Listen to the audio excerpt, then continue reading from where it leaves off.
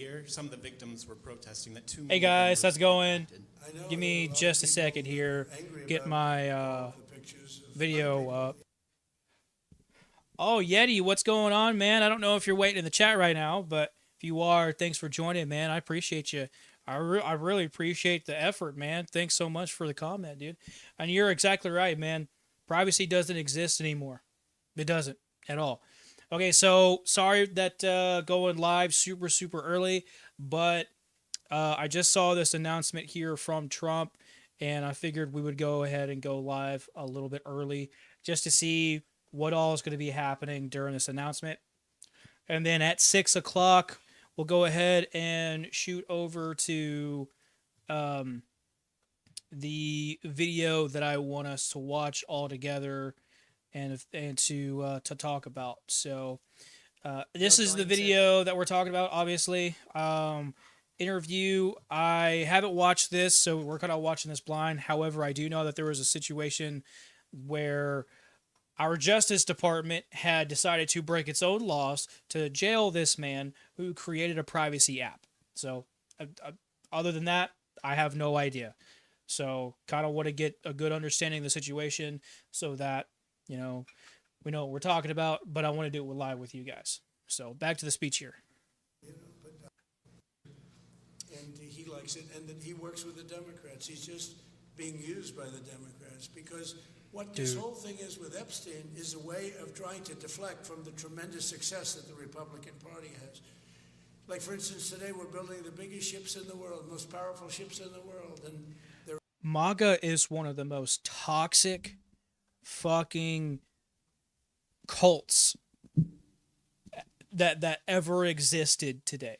Well, maybe not ever existed, but it's one of the most toxic cults. It's just as bad as this whole woke movement here. So, and he's still trying to gaslight the American people as if it doesn't exist. About to find out. They're asking me questions about Jeffrey Epstein. I thought that was finished. I believe they gave over 100,000 pages of documents, and yeah, which most of them were fucking redacted. There is tremendous backlash. It's an interesting question because a lot of people are very angry that pictures are being released of other people that really had nothing to do with Epstein, but they're in a picture with him because he was... Oh, like you, Trump? Like you had nothing to do with Epstein at all? None? Really? ...a party, and you ruin a reputation of somebody. So a lot of people are very angry that this continues. But this was a Democrat hoax. This was a Democrat hoax, right? Right? Democrat hoax. Epstein never existed. Epstein was a figmentation of people's imagination. Okay.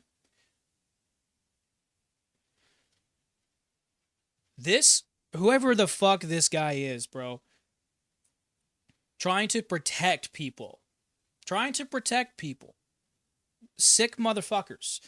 If you want to know exactly why almost everything was redacted in those pages, well, that's because a good majority, well, I'm not going to say majority, but a good portion of not just celebrities, but Congress is implicated in them.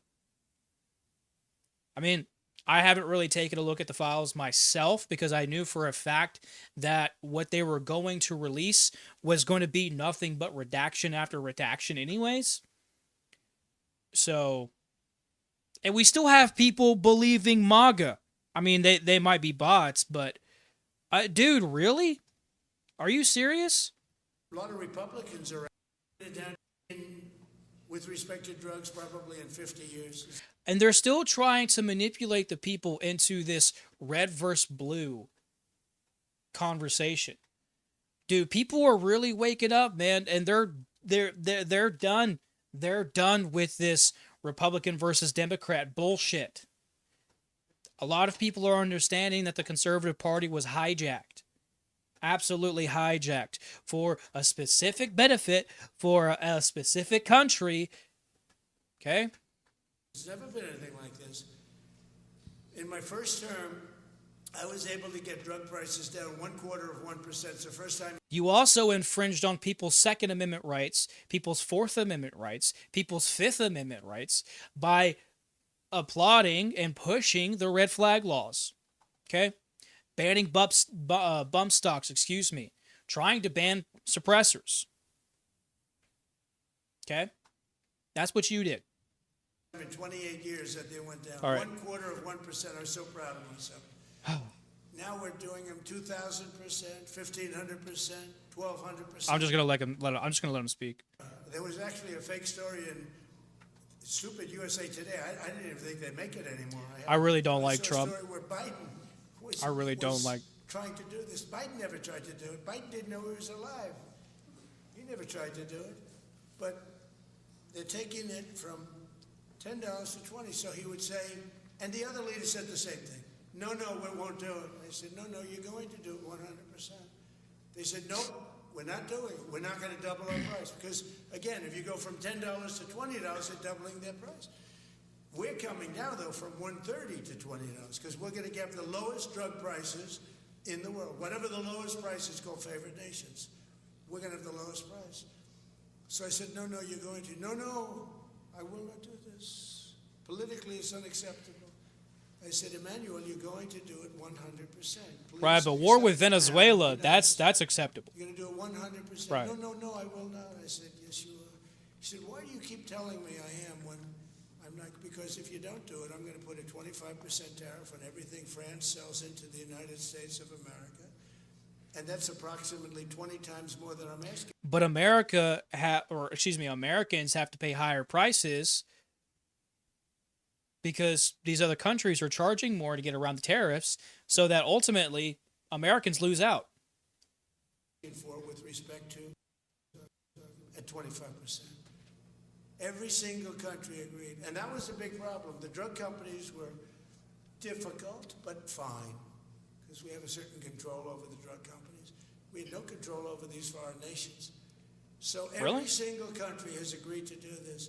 So we will take that pill price down as an example, talking about not just pills, we're talking about everything. We'll take it down from $130 a pill down to $20 a pill. And the rest of the world will take it from $10 a pill up to $20. It's the biggest thing ever to happen, and it's barely covered in the New York Times because it's a fake newspaper. Yeah. Mr. President, on shipbuilding, how is the administration plan to ensure that there's sufficient workforce availability as you're producing these ships? Could you speak up? How does the administration plan? Why is no one asking about ACN? Why is no one asking about the federal lawsuit that's being brought against him, his family, and the multi-level marketing company? Why? Why is no one talking about this, dude? Why is no one talking about it? Plan to ensure there is sufficient workforce availability? You're always going to need people. You know, you can have robots, but you're going to have to get somebody to start those robots, and you're going to have to... Oh, yeah, that's right. We need talent. We need talent from the H-1B visas. Plus right. manpower. So we're going to have enough. We're going to need the help of robots and other forms of... So AI. I guess you could say employment. We're going to be employing a lot of artificial things, but the beauty is we're going to have more jobs than we've ever had. Just so you know, a number Yeah, came more, out the other bro. day. We have more jobs More. right now in the United States. More people are working right now in the United States than at any time in the history of our country. Think of that. Okay, so then why are there more people that exist in this country than there are jobs? Why are people putting in hundreds of applications before they even get a response from these said jobs? Why is it that I believe, 6 out of 10 jobs are considered ghost jobs, and they keep revising that down? Explain to me, Trump, why it is that you are constantly feeding us bullshit. Explain. Because you know, as well as we all know, certainly I know, that these companies are going to replace workers, as many as they can, to save their bottom dollar so that they can pay for AI, which is going to be cheaper in the long run because it's going to continue to get cheaper and cheaper as these data centers continue to improve. Pretty amazing. Asylums into the United States just walked right in because Biden had an open border policy. And it doesn't even When the Biden matter. administration- It doesn't even matter. I know I'm pausing this guys a lot, but the thing is that that's just how much bullshit that he's spewing out of his stupid fucking mouth. I fucking hate this guy. So it doesn't even matter if they bring these jobs back anyways because the federal minimum wage is still $7.25 an hour, which hasn't increased since 2009. All right. So while companies are making millions, billions of dollars in profit, here the average American is still struggling to even eat. Okay. So it doesn't even matter if they get a job to begin with. Most entry level or even mid-level jobs don't pay nearly what really needs to be met to provide someone the lifestyle to even lead a decent life, let alone surviving. did to our country. As we criticize the United States by saying, well, the Southwest is stolen land and that it should be returned to Latin America. I just wanted to know what your response to that Well, is. he has to watch because, he's got drug factories. They make cocaine in Colombia. And he's no friend of the United States. He's very bad. Neither bad are you. guy. And, Neither are he's gotta you, watch you his ass traitor. Because he makes cocaine and they send Fucking it into traitor. the United States of America from Colombia. We love the Colombian people.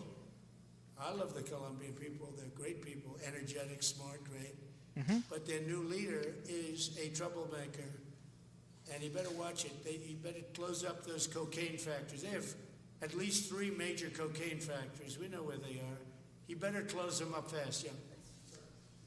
By the way, it's made and sold into the United States. Comes through Mexico. Thank you, sir. You've named Governor Landry to be new special envoy to Greenland. Yeah. How do you? What do you see that role entailing? And is it still your intention that Well, he Greenland called become me, part and of the U.S.? he viewed Louisiana, the Louisiana Purchase. He said, "I'm governor of Louisiana," and he said, "I would love." I didn't call him; he called me. He's very proactive. He's a great guy. He's a deal guy. He's a deal maker type guy.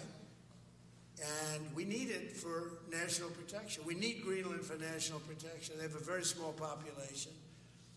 And I don't know, they say Denmark, but Denmark has spent no money. They have no military protection. If they say that Denmark was there 300 years ago or something with a boat, well, we were there with boats too, I'm sure.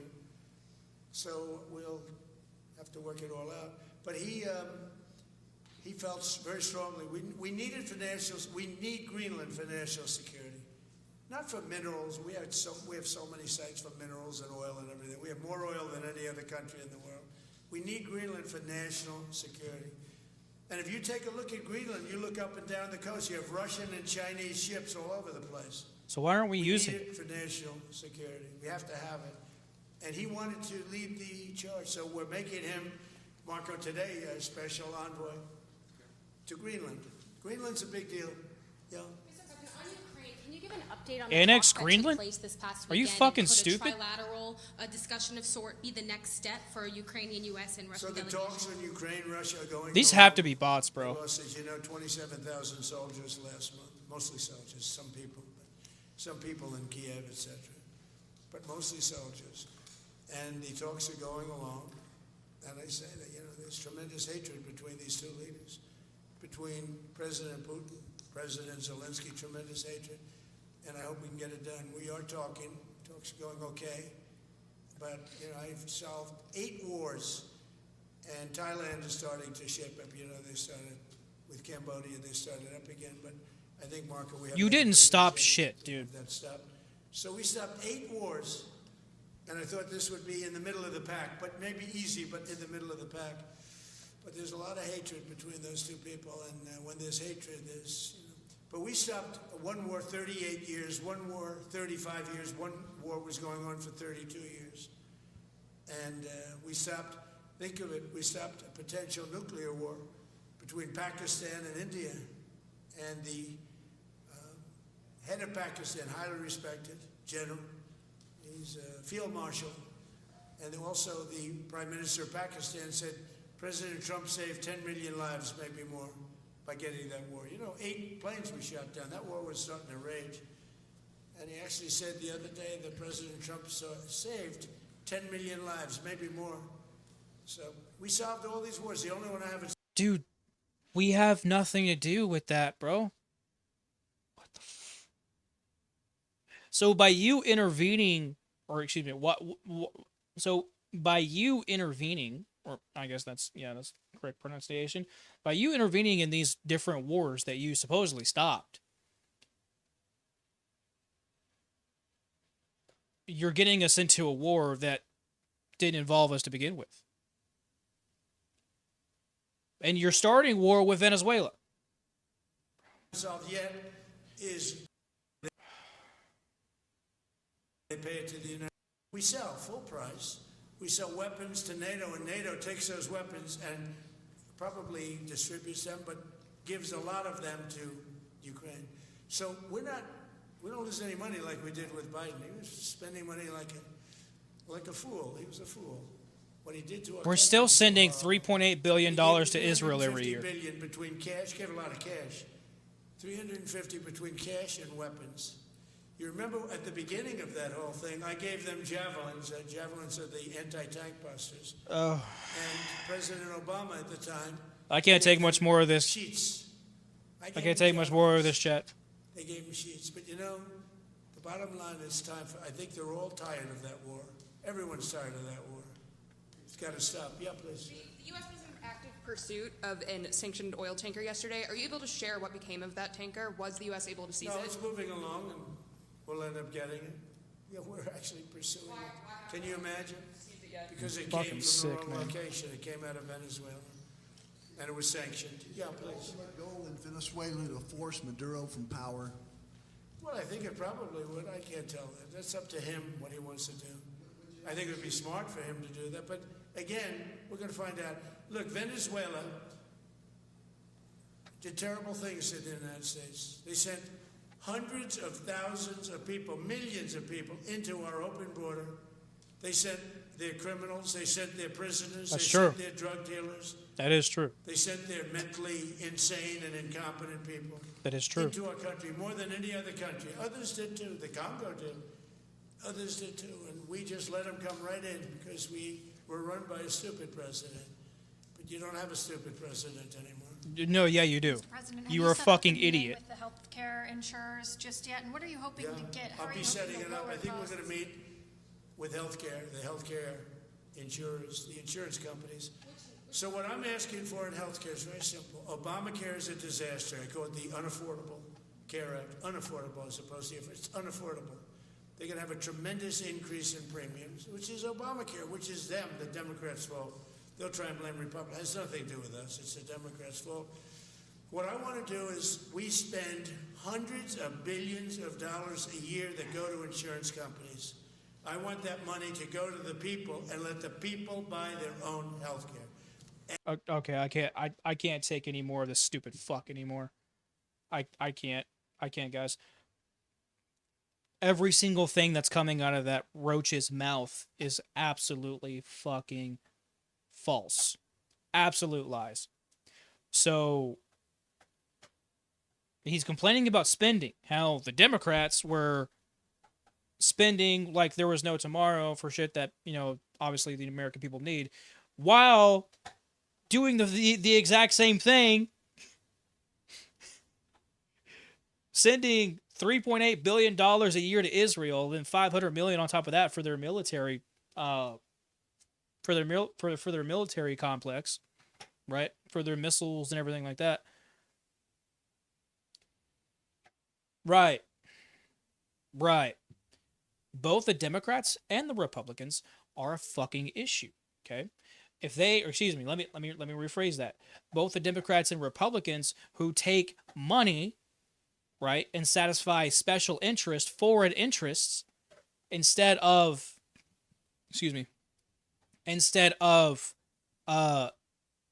benefiting America and Americans, right? That's the fucking problem. That's the problem. Lobbying is supposed to be illegal anyways, if I remember correctly. Well, I could be wrong on that. I'll research that. Make sure I'm correct there. But if it's not, it should be. Lobbying should absolutely be illegal. Doesn't matter if it's coming from big tech CEOs, average Americans, or foreign interests, especially foreign fucking interests, right? Because then you have people like Ted Cruz who are openly committing treason by saying that they don't stand, or that, excuse me, by saying that he doesn't stand with the American people. Instead, he stands with Israel and only Israel. That's a problem.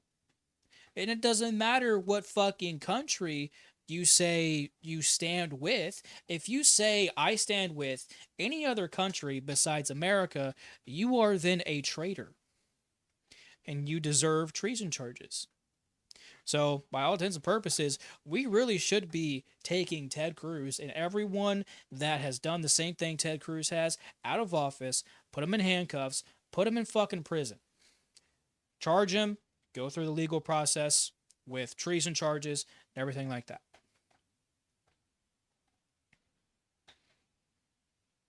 I'm tired of this stupid fucking game that these people are playing, bro. Anyways, let's watch this because this is incredibly important. You're going to prison in a few days. How long is it until you go away?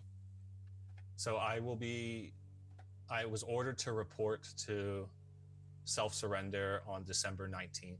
I'm so sorry that this happened. I hope this unsettles people enough that they really start to think differently about the importance of privacy and what's currently at stake, and better understand the war against privacy that's currently going on.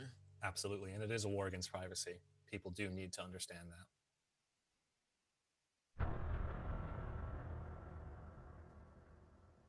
So you're an ordinary person. You don't need privacy right now because what have you got to hide?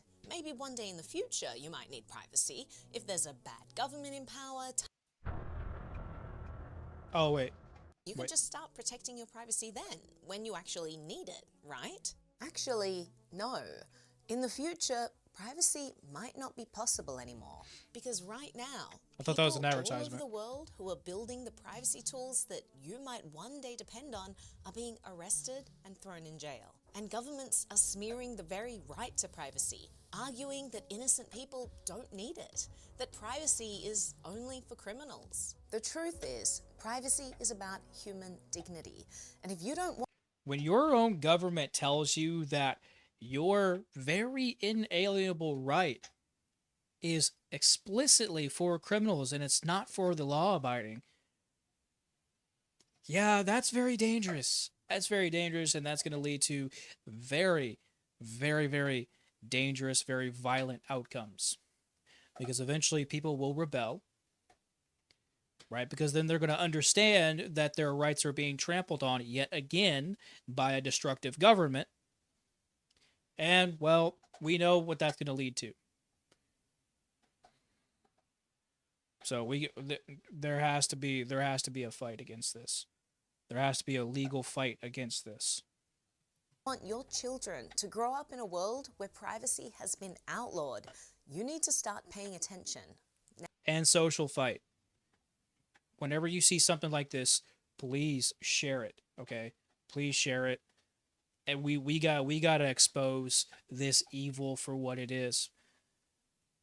Because I'm thinking this is happening here in the U.S.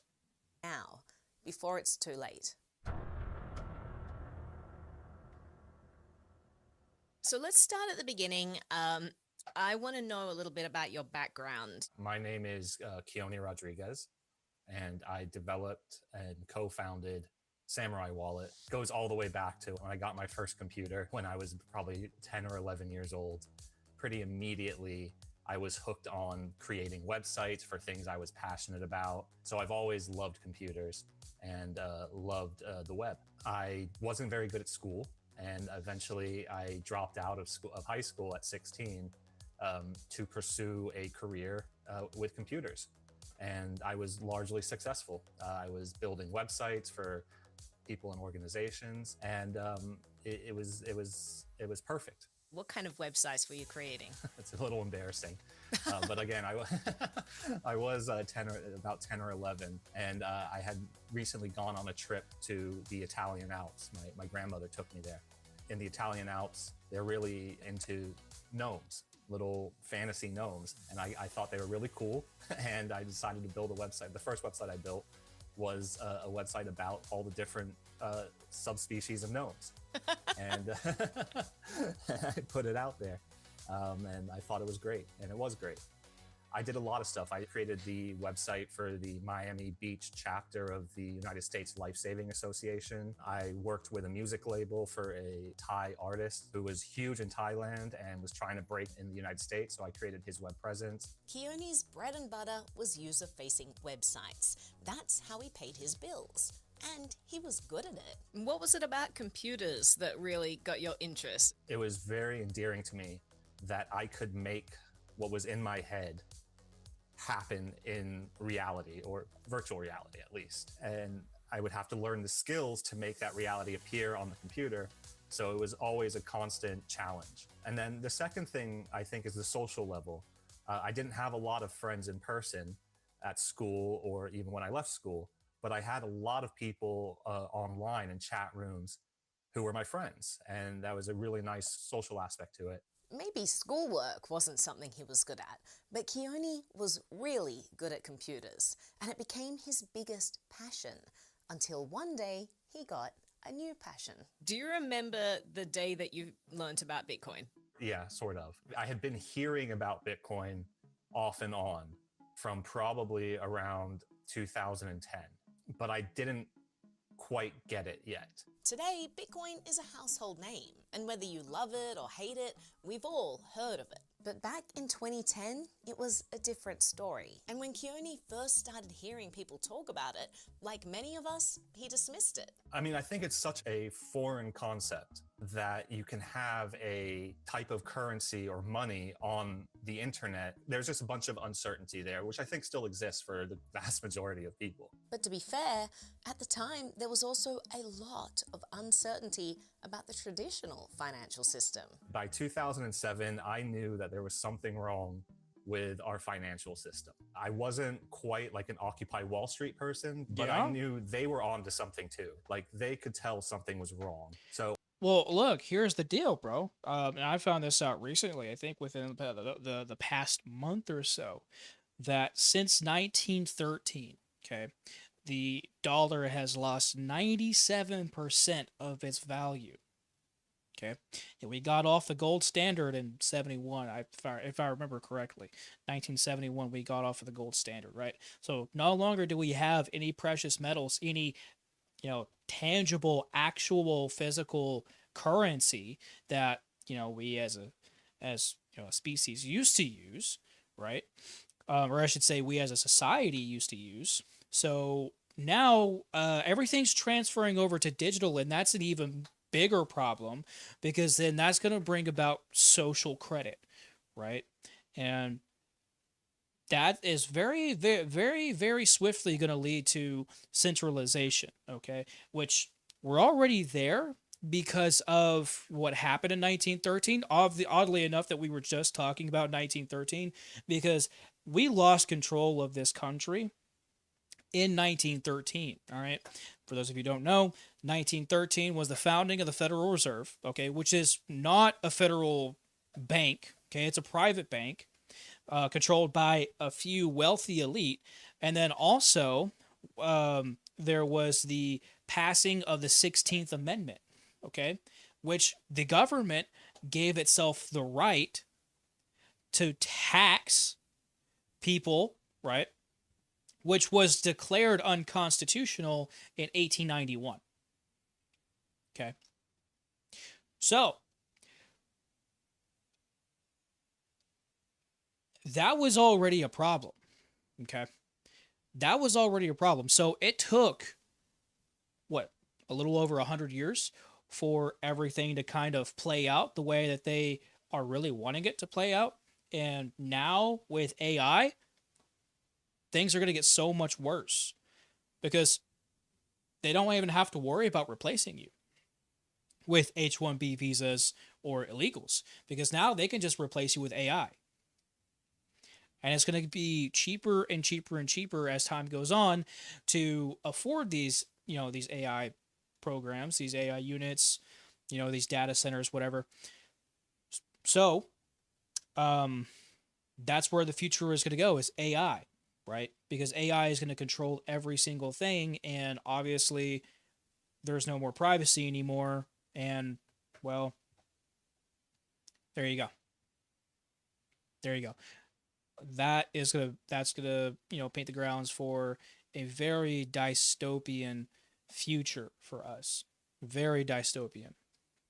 I was already along those lines of thought that government money probably isn't the best, and there has to be something better. 2008, 2009, 2010, there were a lot of people who were pushing back against government financial system. Why was there a big movement around that time? It corresponds with the quote-unquote Great Recession in the U.S., where the big banks and hedge... I don't think there's necessarily anything wrong with a government, system. I don't think there's necessarily anything wrong with that.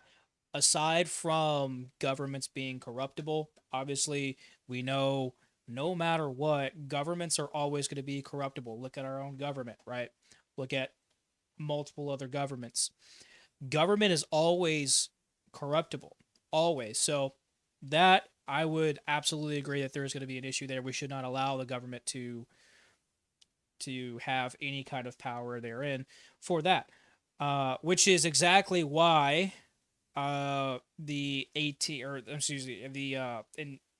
federal income tax was essentially or was declared unconstitutional. Okay, because the very reason why our founding fathers fought the war that they did was not just taxation, right? Because they said they were completely fine with paying taxes as long as they were represented. Okay, so a lot of people forget that there's an add-on to the no taxation, right, which is no taxation without representation. Okay, so if our government is not representing us, okay, it should not be taxing us either, right? The government was shut down for 45 days, the longest in history. Okay, we should not have been should not have been forced to pay those taxes because the government wants to take a fucking day off, right? They want to go back to their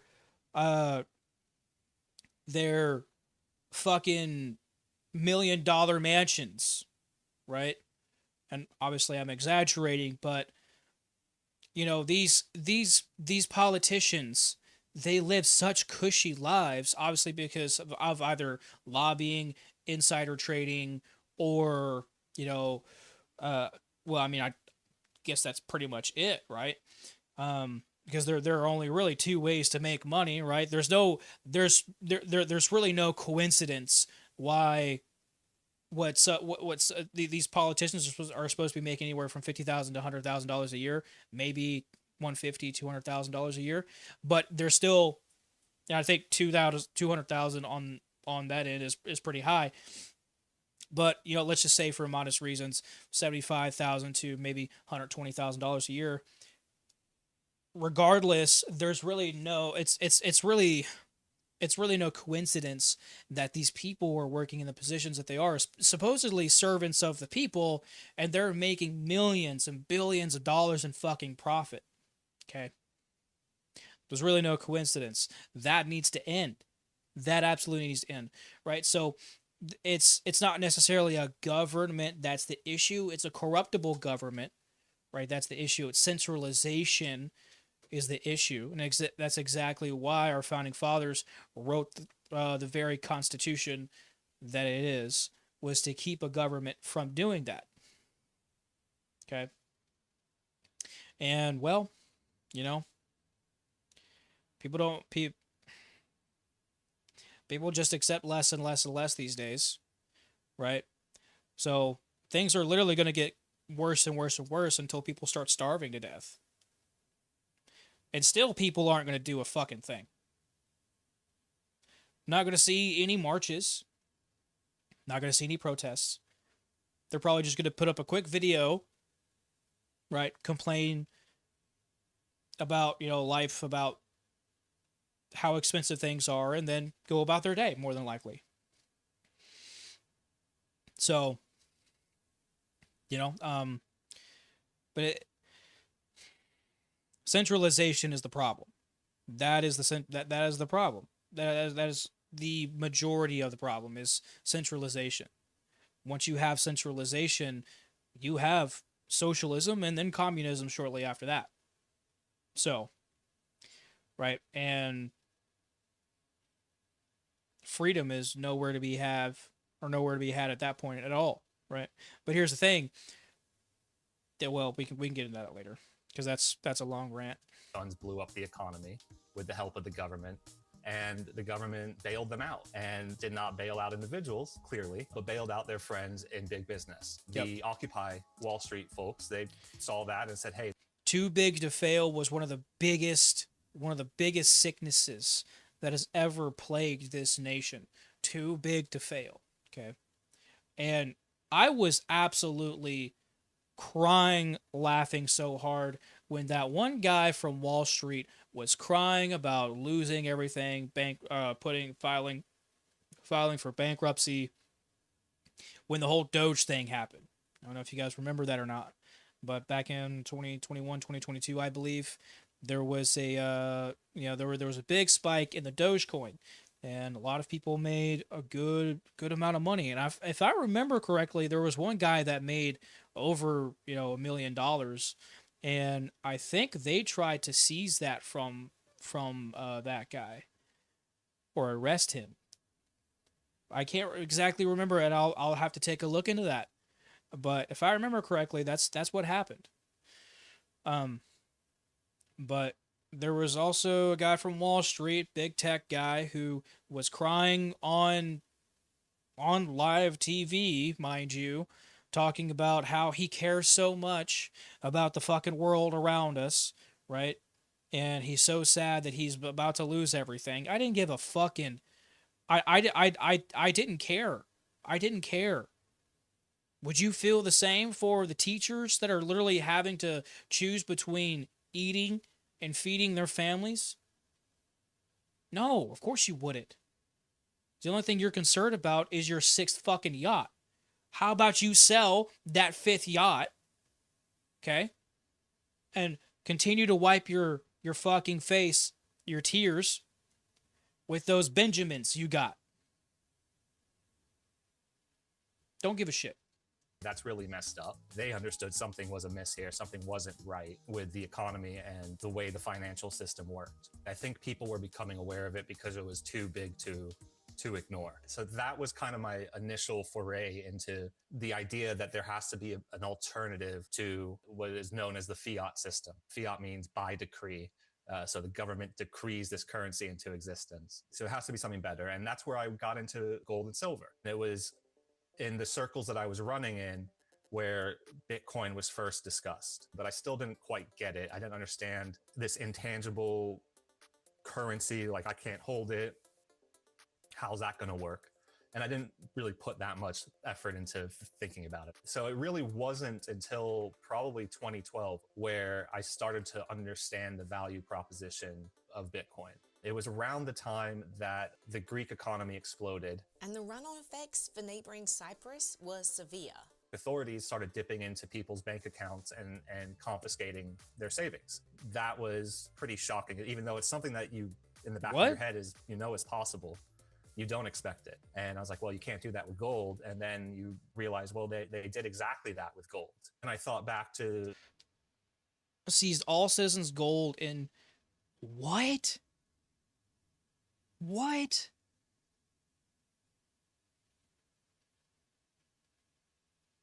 The government seized people's gold in the 1930s? Hang on a second. I gotta absolutely check this out, bro. What? What? Bro, there's no way. There is no way. Here, let's move this over here. There's absolutely what? Yo. Hang on a second. I gotta find this out. Let's see.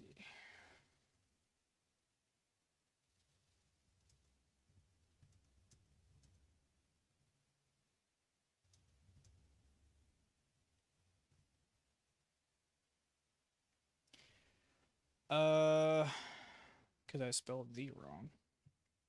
All right. Let's see here.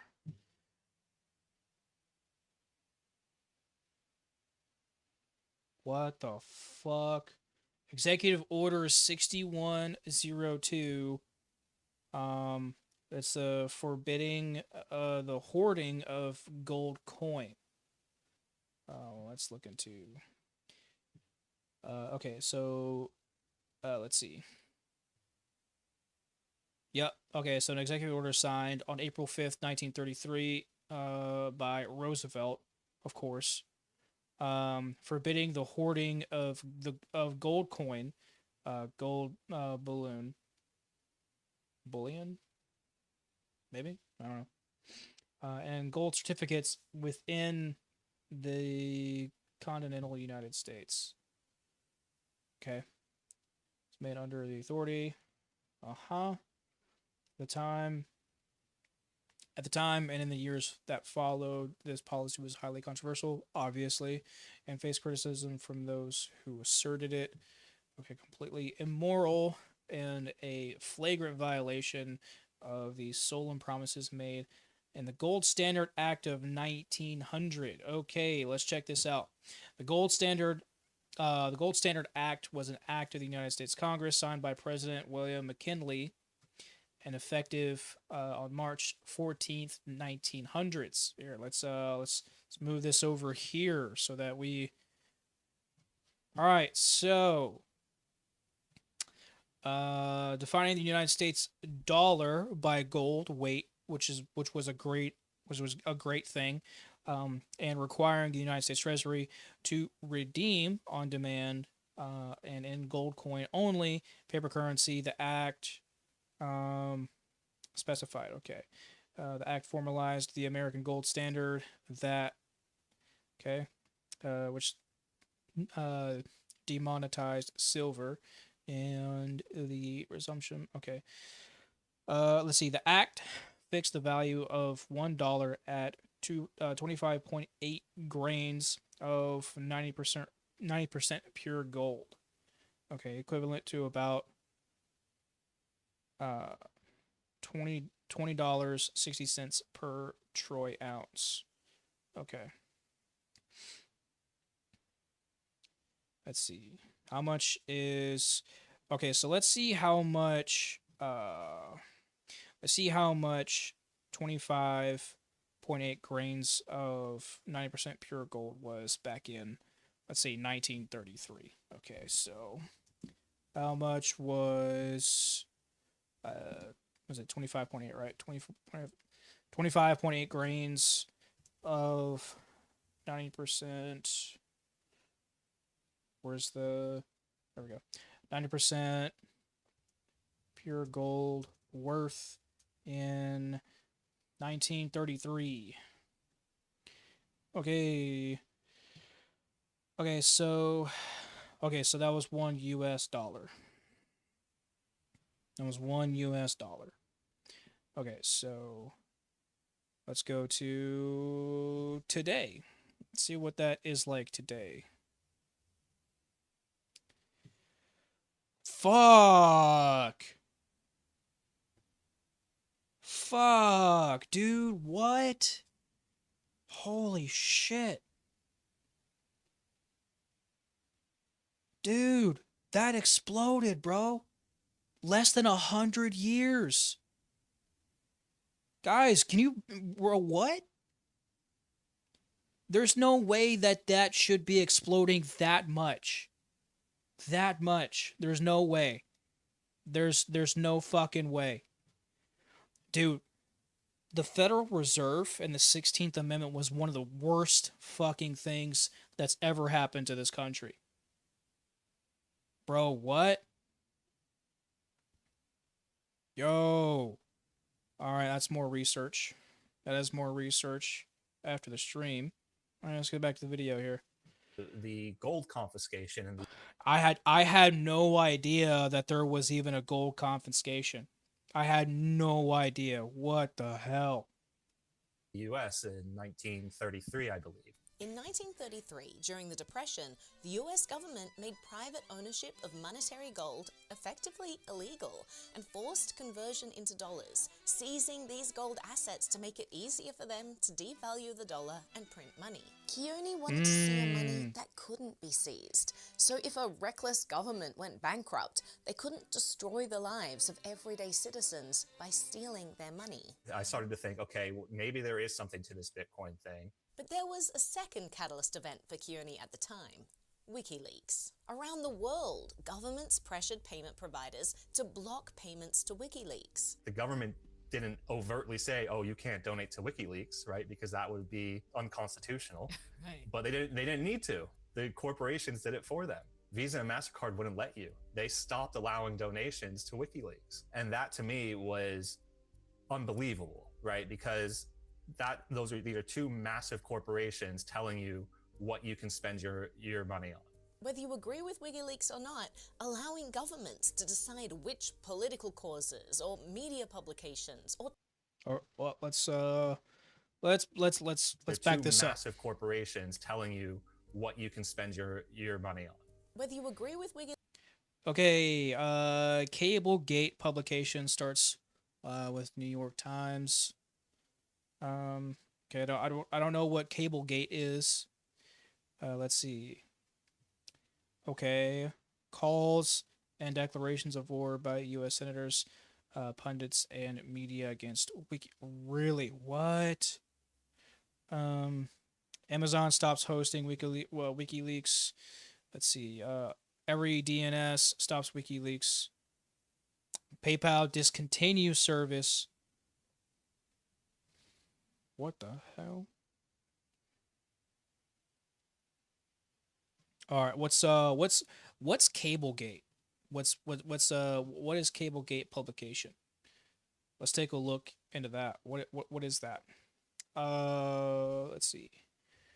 Cablegate publication. Let's figure that out. Let's see. Cablegate refers to the massive 2010 release of WikiLeaks. Over 250,000 classified U.S. diplomatic cables leaked by Chelsea Manning revealed candid and often embarrassing insights into global diplomacy, U.S. foreign policy, and international relations, published in coordination with major media like the New York Times, Guardian, Pers, Spiegel, Okay, all right. Sparking debate about government secrecy, press freedom, and digital whistleblowing. Oh, right. Yeah, that's right. That's why they wanted to get rid of WikiLeaks, because it is one of the few things that actually hold the few in power accountable. Gotcha. We're learning today, guys. WikiLeaks or not, allowing governments to decide which political causes or media publications or charities you are and aren't allowed to do.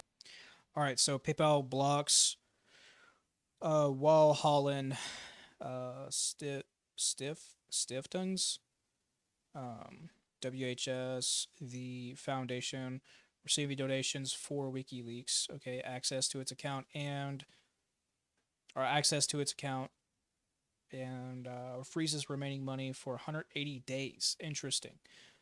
The money is released immediately by PayPal after a WHS lawyer intervenes. Okay.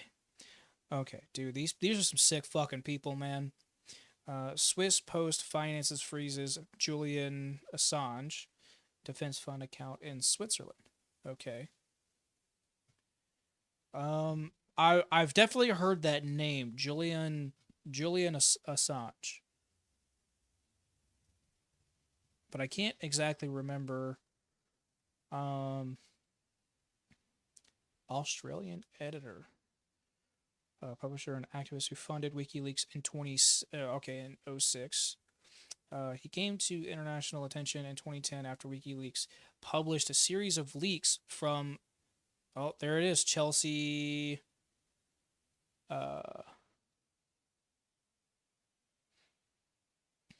Manning. Okay. Oh, I remember seeing her face, yo. That's right. I remember seeing her. Hang on a second. Let's move this over here. I remember seeing. Well, actually, hang on. Let's figure out who is Chelsea Manning a little bit more. It's an American activist and whistleblower. Okay, so let's see.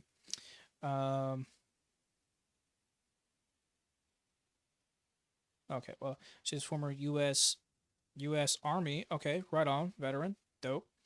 Who was convicted by court-martial in July of 2013 of violations on the Espionage Act and other offenses after disclosing to WikiLeaks nearly 750,000 classified or unclassified but sensitive sensitive information, right? Military and diplomatic documents. She was imprisoned from 2010 to 2017 when President Barack Obama commuted her sentence. A trans woman, Manning said in 2003, and she had a female gender identity since childhood. Okay, well, I don't care. I don't care. If you're originally a guy, you're a fucking guy, so don't give a shit.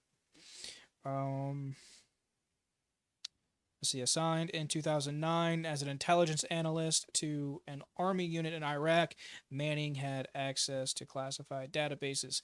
Okay, so we understand that leaking classified information is wrong. However, what I would really like to find out is what were the wrongdoings of the government that I would agree with the leaking of. It's just like Snowden, you know. Snowden leaked a bunch of information, which, you know, don't break the law, but at the same time, if the government is breaking the law, are you really breaking the law at that point anyways? You know? It's a really, really important questions that need answers. Because I don't think, I mean, of course, he was breaking the law for sure. Yeah, don't break the law. Don't break the law. But at the same time, you know, if the government is doing some fucking evil, you got to expose that shit. Got to expose it. Donate to is dangerous, and it almost destroyed WikiLeaks. Oh. Let's see. Amazon stops hosting WikiLeaks. Okay. Every DNS stops wikileaks.org domain. What's every DNS? Let's take a look.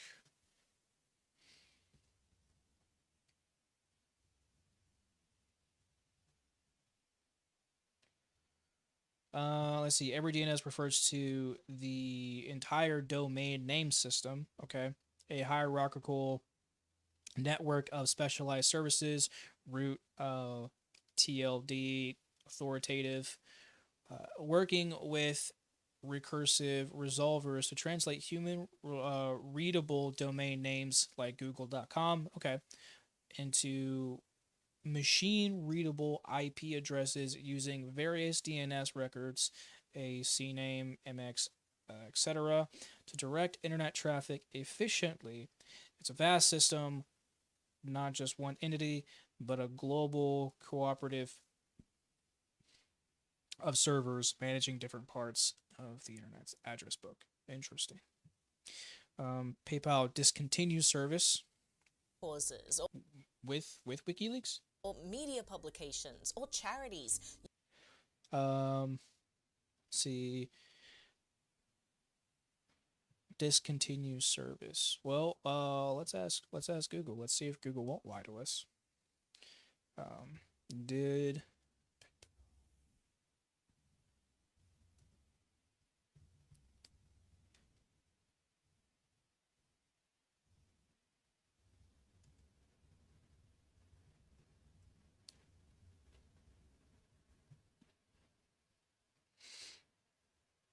Yes, PayPal did discontinue its service with WikiLeaks in December of 2010, freezing their account due to alleged allegations of their acceptable use policy, which cited facilitating illegal activity. Look, if you leak,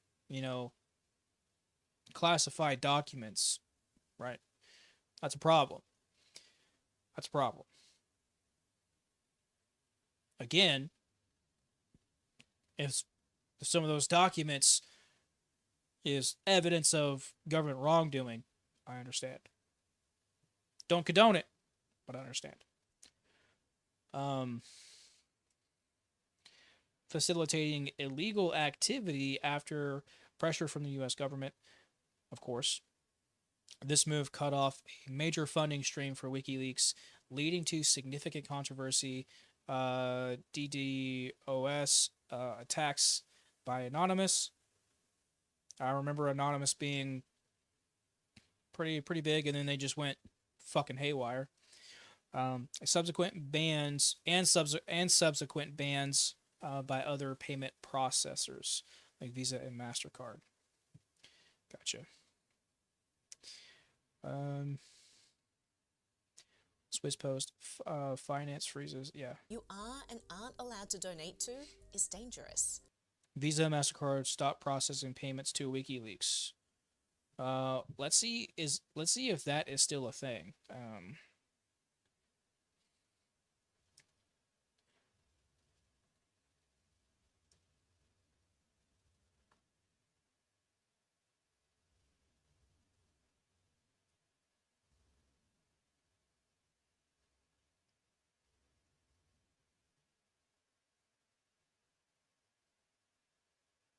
Yes. Visa and other payment processors stopped processing payments for WikiLeaks back in 2010. Right, we know that, due to concerns. And while there have been legal challenges and rulings, like in Iceland, the requiring them to allow donations, Visa has largely maintained its stance, significantly impacting WikiLeaks funding, especially with Julian Assange's recent legal situation, adding more complexity and restrictions. Okay. Recent developments, that's what we're looking for. Okay, so with Julian Assange's recent guilty plea and sentencing in 2024, the situation for WikiLeaks funding and operations remain highly restricted. Of course. Of course. And it almost destroyed WikiLeaks. That's when WikiLeaks started to accept donations in Bitcoin. That, I think, sealed the deal for me, right? I needed a way to be able to donate to the causes I wanted to donate to electronically without anyone in between saying I couldn't. And when I figured that part of the equation out, it was like, oh, that's what it's for. It's for making those types of payments. They call it uncensorable money because it's decentralized. The protocol lives on thousands of computers all over the world. You could ban it, but in order to enforce the ban, you'd need to stop every single one of these thousands of computers from running it. Otherwise, the network will just keep going. It was promised to be a censorship-resistant technology. There is no intermediary. It's you and the person you're sending Bitcoin to. And there's not a institution, financial institution, government, regulator, bank, anyone in between that transaction. No one can stop me from sending a transaction. Being able to do that is powerful. To me, that's tantamount to free speech. How you transact is speech. At that point, I got it and I was hooked. I realized that I wanted to go all in on Bitcoin. Well, freedom of expression isn't just, strictly for speaking. Right. So I find a job, getting paid in Bitcoin, earning Bitcoin, working full time for Bitcoin at blockchain.info. It was the largest wallet in the world, had the most users. I was so proud to be able to work for them and impact Bitcoin so early on. I was their 8th employee. That's where he met William Lonergan Hill. So Bill worked with me at blockchain. At that time in Bitcoin, everyone kind of was on the same wavelength culturally. This is a technology that can really enhance human freedom, and we're going to do everything we can to build that out. But in order to really enhance human freedom, it was missing a key component: privacy. So Bitcoin is a pseudonymous system. It's not an anonymous system. While censorship-resistant tech is powerful, if you can't use it privately, the state can still just target you and shut you down. If we want decentralized systems to stay censorship-resistant in the real world, we need the ability to use them privately. At what point did you kind of make that realization that decentralized tech, in order for it to be effective, needs privacy? Oh, almost immediately. Almost immediately. Everything that happens on Bitcoin is public. If I make a transaction, it's publicly recorded to what's called the blockchain. And the amount of the transaction and the from and the to of that transaction are public. In a normal Bitcoin transaction that you look at on the blockchain, there's really only one way to read it. The person on the left sent the person on the right X amount. Now, it doesn't say my name. It doesn't say Keone Rodriguez paid Naomi 1 Bitcoin. It says my Bitcoin address and your Bitcoin address. And at the early days, that was pretty good. That was not too bad. Because people thought that as long as you didn't publicly advertise that you're associated with a certain address, you could stay anonymous. But over time, it became clear that wasn't true. There are so many ways that your address can be traced back to your identity. For example, every time you send money to or from an exchange, it adds another way to link you to your transaction history. Once Coinbase or whomever knows that Bitcoin address is yours, they can see what you do with it going forward. So even if you're using a new address every time, they can watch the blockchain and see what you're spending your money on and what your total net worth is, and all stuff that we would absolutely not find acceptable in traditional finance can be done on the Bitcoin network. It's not just KYC on exchanges that reveals your identity. Your IP address reveals your identity. Your browser fingerprint reveals your identity. Goodness, the entire internet is a tracking machine. De-anonymizing your activity is a $1 trillion industry. It turns out it's easy to de-anonymize Bitcoin users, and this is incredibly dangerous for the user.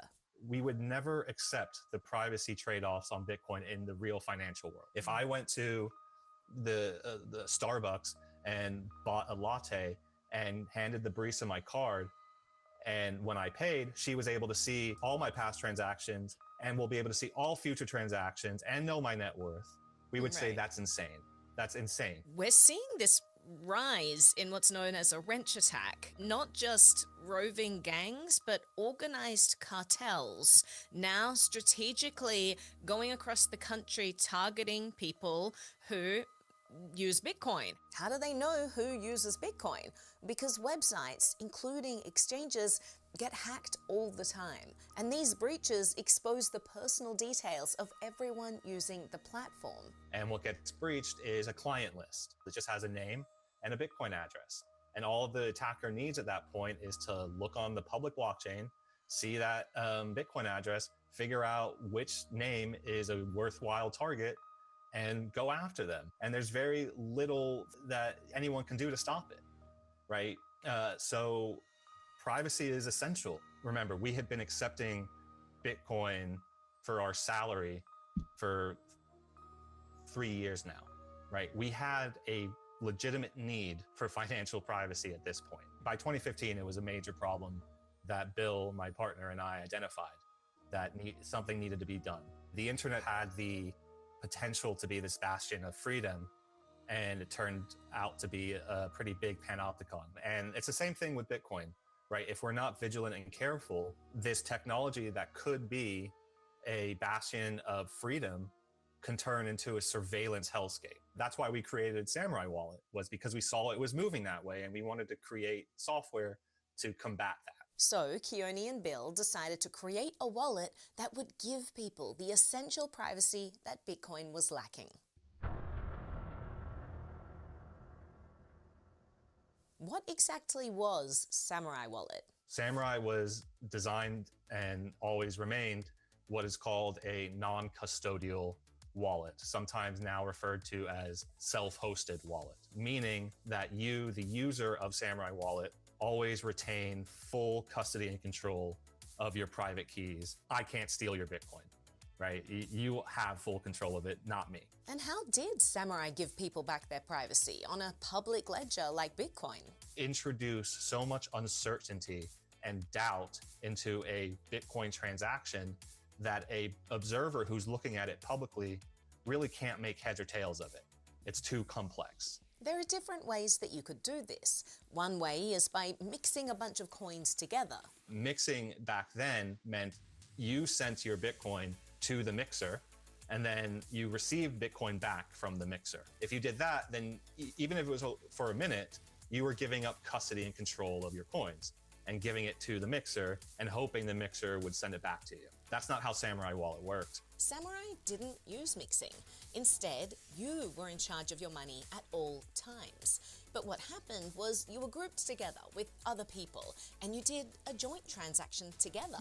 You all had the same amount of Bitcoin, let's say 0.05 Bitcoin. And each one of those inputs of 0.05 would be used in what is essentially a collaborative transaction between you and up to 8 other people, right? Who are all doing a 0.05 collaborative transaction, and they're doing it together. Now, the key part of this is it starts at an address they control and it ends at an address they control. We talked about the Bitcoin blockchain before and what that transaction graph looks like, where it's very clear that the person on the left is sending money to the person on the right. Well, in one of these collaborative Samurai transactions, when it's completed, it's 8 0.05 on the left-hand side and 8 0.05 on the right-hand side. And that becomes pretty difficult to determine the past history of the coins because it's all jumbled up. There's too many combinations of where it could have began. It was a pretty effective tool. Quite frankly, I'm really proud that we were able to release that technology and open source it and that it still exists today. when this tool was released, it was a big deal. Now, everyday Bitcoin users had a way that they could better protect themselves. Goodness, even I talked about it on my show back in the day. So Samurai Wallet, it's an app that's specifically designed to enhance privacy. They are really trying to clamp down on this fight against Bitcoin surveillance. I'm a big fan of Samurai. I think they make a very good product, so I hope that more people use them. I hope they continue to do things good for our privacy. Yeah, it was a big deal. It was a non-custodial privacy solution. It really wasn't super technical. You didn't have to be in the weeds on Bitcoin to use it. You just pressed a few buttons. It automatically routed through Tor. It automatically did best practices. It automatically did everything for you. You just had to have your phone off. First and foremost, we built Samurai Wallet for us, for Bill and myself. We needed it. We needed those tools, and no one else was building them. And it just so happens that what we needed, a lot of other people needed as well. I hope that it helped people. I know that it helped people in repressive regimes.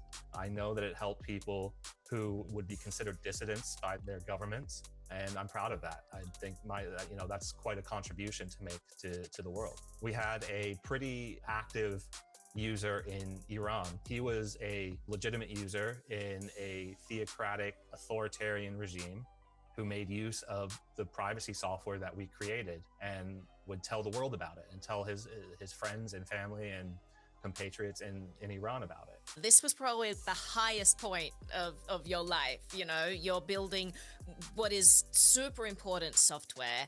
You're contributing to a cause that's deeply important to you. And people are receptive. People are using this tool. They're talking about it. They're evangelizing it. And it's saving lives. Absolutely. Yeah, it was. I couldn't think of anything else I would rather be doing than what we were doing at Samurai Wallet. I couldn't believe that we had actually made it work and made it happen, that we were able to be self-sufficient, to survive as an open source project and grow and I was on top of the world. It was wonderful. Samurai grew and grew for 10 years and was one of the very few tools that actually existed that helped people maintain the privacy of their balances, protecting them from revealing their entire financial history and net worth to the public. People understood that privacy wasn't suspicious, it was normal, and it was important. So yeah, it was definitely, it was good times. Dude, privacy is an unalienable right. What do you mean it's normal? It should be normal.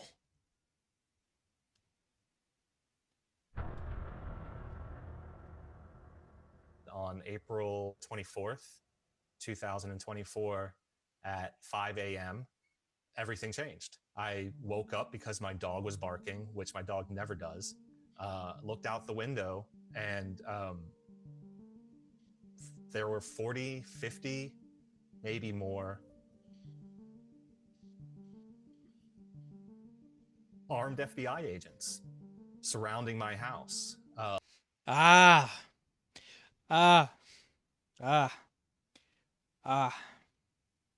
So they come with excessive numbers to raid some dude's house in the middle of the night while he's sleeping. Dude. Lights started flashing. They got on the megaphone, said, "Keone Rodriguez, come out with your hands up, you're under arrest." Repeating that message every 3 to 5 seconds. Again, this is 5 in the morning. My neighbors are waking up, everything is happening. Armored vehicles, drones, lots of firearms, and you know, in the face of such overwhelming force, you have to comply. There's nothing else you can do. So, you know, I walk out, hands up. My wife walks out. I see laser sights on her chest, on my back, and I am placed under arrest, and I'm put into the back of a squad car. And from that point, information was scarce. They don't talk to you. You know, they really don't. They don't say much to you. They leave him sitting there for hours. Did you know why they were there?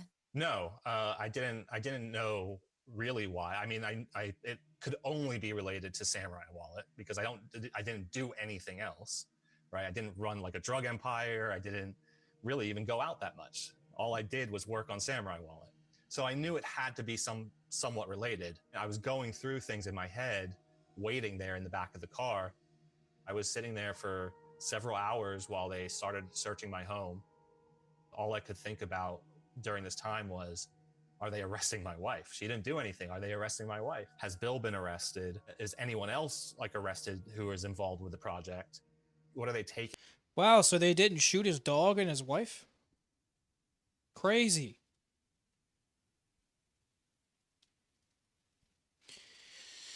Oh, bro. Another reason to hate this government. From my house. Is my dog going to be okay? Like I was just, everything was going through my head. They left the door open, so I'm thinking, oh my God, my cat's going to get out. I hope that she can get back in. You know, it's funny. You think of pretty trivial things, even though it's a pretty massive, you know, situation. And of course, just wondering what the heck is it they're here for? Like, what did I do? I tried to get some information, but no one would say anything. So once, I guess they were finished doing the initial search of my house, they moved me from the back of the local police car to a FBI car and drove me to the FBI field office where they took my fingerprints and my DNA and all this sort of stuff.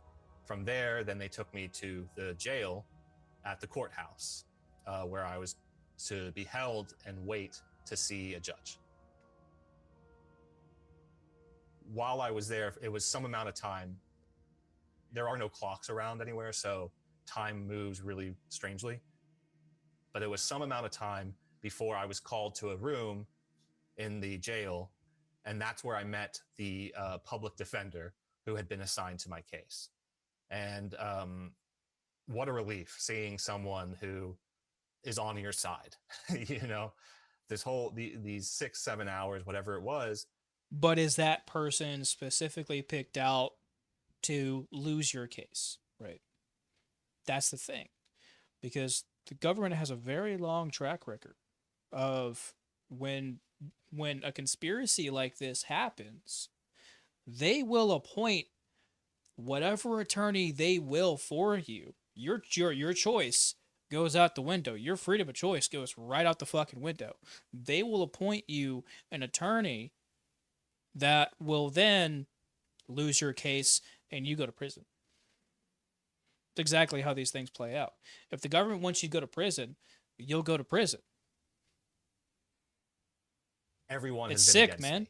Everyone has thought I'm a criminal and that, I need to be in jail and all of this. And suddenly there's this person who's on my side. What a relief. And she's the one that had a copy of the indictment and told me for the first time what the charges were. You know you're being arrested by criminals when they don't already tell you what you're being arrested for. That's what they're supposed to do. So I'm assuming there wasn't a warrant at all. Did they not present a warrant?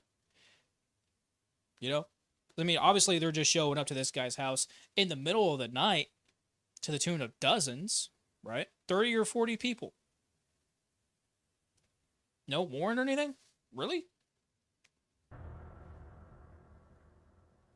She told me that the first charge was conspiracy to commit money laundering. And the second charge was conspiracy to operate an unlicensed money service business. And it was pretty flooring to me, to be honest with you. I knew, like I said, I knew it had to be something to do with Samurai, but in my head it was like, oh, maybe like a user did something wrong and they're, need to talk to me about, like, I didn't really know. But she said money laundering and money transmission. And I said to her, I said, how could I launder someone's money? I never had anyone's money. I would need access to their money to launder it. And she was like, well, it's a conspiracy charge and they really don't need much to charge you with this on a conspiracy charge. What's a conspiracy charge? So if I would have been charged with money laundering proper, they would have needed to provide the person I laundered money for, right? They would need to bring someone forward who says, Keone and I had an agreement to launder money. I paid him this amount and he laundered the money for me. And this is what he did with it. That person doesn't exist. So instead of that, they do this conspiracy to launder money. And the object of the conspiracy, according to the government, is I created software that money launderers could use. And the reason I created software was to launder money. That was the only reason why. And because I did that, that's the object of the conspiracy. That makes me guilty of conspiracy to launder money because I engaged in an agreement, even if I've never spoke to them, by creating the software, that was the agreement to launder money.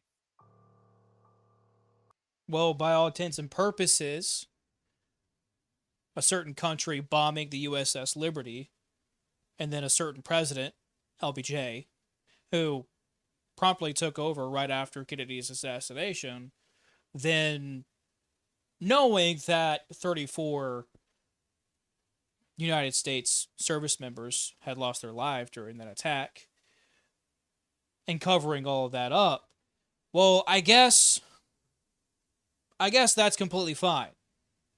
But they should all be charged. Of course, obviously, they're not around anymore. I'm thankful for that. But they should have absolutely gotten charges. They should have been thrown in fucking prison. Charged for treason, honestly. But that's fine. That's fine. That's okay. Okay, right. Right.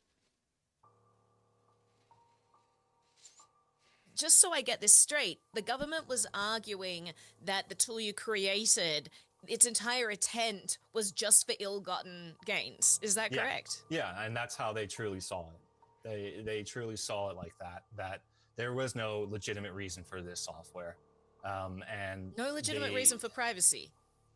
Yeah, they truly believe that. It's absolutely shocking how hostile to basic privacy the United States Attorney's Office is. Prosecutors see privacy as a stumbling block to their mission in prosecuting crime. So they're very hostile to it. All of the government's evidence against me in terms of proving my intent to create this money laundering tool comes down to Benjamin Franklin, one of the most wisest men to have ever graced our presence, once said, if you trade your freedom, if you trade your liberty, okay, for temporary security, you deserve neither, okay? And this guy created an app. He created an app to help protect people's liberty, to help protect people's privacy, okay? And the government came in and charged him with a fucking conspiracy that is so arbitrary. What? He would need people's information, people's actual money to launder shit. But that didn't happen. There's no laundering. tweets. You cannot hate this government enough. You really can't. Lots of jokes, lots of stuff that they took out of context. You know, anytime that a government or corporation did something that I recognized as authoritarian. So, for example, the Federal Reserve banned all of its employees from trading Bitcoin, and I quote tweeted that news article and said, "Welcome new Federal Reserve employee Samurai Wallet users." And when Kuwait did something similar, "Welcome new Kuwaiti Samurai Wallet users." And when Russia was sanctioned during the war, "Welcome new Russians Samurai Wallet Russian oligarch users." And boy, did the U.S. Attorney's Office go crazy about that one. They saw that and said, he's advertising to Russian oligarchs. That's his intent. All of this is malicious. All of this. All of this. I'm speechless. One, because of how angry I am. And then two, I have no idea how exactly this exists. How was this allowed to happen? And he's in prison now. It's criminal intent. We got him. And okay, if I was really advertising to Russian oligarchs, would it have been on Twitter in English? Are Russian oligarchs even really laundering their proceeds with Bitcoin, or are they doing it with property in Dubai and London? And yeah, like how our politicians care about the victims of the Epstein files by voting to seal the Epstein files, by saying that it's a Democrat hoax, by attacking people for daring to even question the Epstein files. Right. Yeah, because that makes a bunch of sense. That makes a lot of sense. With artwork and with jewelry. They're not doing it with Bitcoin. But that's what they do. So they took those tweets and said, this is the intent to create a tool solely for the use of money laundering. Was it smart to poke the bear? Probably not. Yeah, it was, that's how I tweeted. So why did he do it? Dude, we have a First Amendment right. So if you want to make a joke about something, just understand when you have a government that is so far corrupt, they want you imprisoned, they will absolutely take jokes out of context to try and prove under a arbitrary bullshit conspiracy charge. Well, ultimately, he thought he was safe. This had been... That's why I always say most of what I say isn't gesture. It's jokes. That's it. Ruled by courts in the United States. Let me explain. It's actually not enough that Keone knew his tools might be used by criminals. Of course he knew that. Everything can be used by criminals. Cars are used by criminals in bank robbery getaways, but that doesn't make car manufacturers liable. Smartphones are used to hack people's finances. That's a good point. Government bails out fucking car lots all the time, right? But they'll go after the gun manufacturers because, well, criminals use guns all the time. They'll go after that. Okay. Right. Right. This government hates you, the average American person. They hate you. They hate me. They hate all of us. Doesn't make Google and Apple accomplices in conspiracies to steal money simply because they know that this stuff happens. You have to be part of the crime. We found case law going back to 1940 where a sugar distributor was charged with a conspiracy charge because he sold his sugar to a bootlegger who was making illegal alcohol, right? Because this was during Prohibition. Wow. And the government got him on a conspiracy charge, and the judges threw it out and said, there needs to be more than just knowledge of a criminal act. He has to be part of the crime. Pretty common sense. Judges threw that out. Then there was one in the 90s where a grow light manufacturer who made lights for greenhouses was arrested and charged with a conspiracy charge because he sold to a marijuana dealer. And the government was like, hey, he's a part of the conspiracy because he sold knowingly to this marijuana dealer. They even took out an advertisement in High Times magazine, which is a marijuana enthusiast magazine. And they made a joke, God forbid, they made a joke with the guy and said, I don't even want to know what you're going to use this light for. And they got convicted at trial, and then that conviction got overturned on appeal because of the same concept. You have to have more than just a vague knowledge of the crime. You need to be part of the crime. So Keone really didn't think that his jokes put him in any danger. There was a congressman out of Ohio, Warren Davidson, who had a great analogy about this case. He said, it's like prosecuting Microsoft because drug dealers make use of Excel. Right. The government's theory is that because we knew that it was possible for criminals to make use of our software, because we just had that knowledge, and that's all the knowledge we had, that made us part of a criminal conspiracy. It's not like we knew of a specific criminal conspiracy. It's not if we knew of a particular crime that was occurring and encouraged it. It was just the generalized knowledge that that could occur. And of course it could occur. We're not idiots. Right. We know that's going to happen. But you are giving the people the opportunity and the capability to take control back of their lives and to have at least some form of privacy. But, you know, of course, big government has to continue to have its control over people, right? Because God forbid people actually have, you know, some semblance of freedom left, and they have to step on that too. Happen. So case law and a Supreme Court precedent was on their side. Just knowing that what they built could be used by some people for crimes isn't a crime itself. So I was pretty confident. I mean, with Supreme Court precedent, the highest court in the land, that's pretty strong. Then there was the other charge about being a money transmitter. This is where things get even crazier. There's something called the Brady Rule in U.S. criminal procedure. And that rule says that the government has to turn over any evidence that is exculpatory, meaning that it's good for you, right? So if they have evidence that says, oh, maybe you didn't commit this crime, they have to give that to you. Well, in our case, they failed to hand over certain exculpatory evidence in this case for over a year, and only turned it over when we asked specifically if this evidence existed. Wow.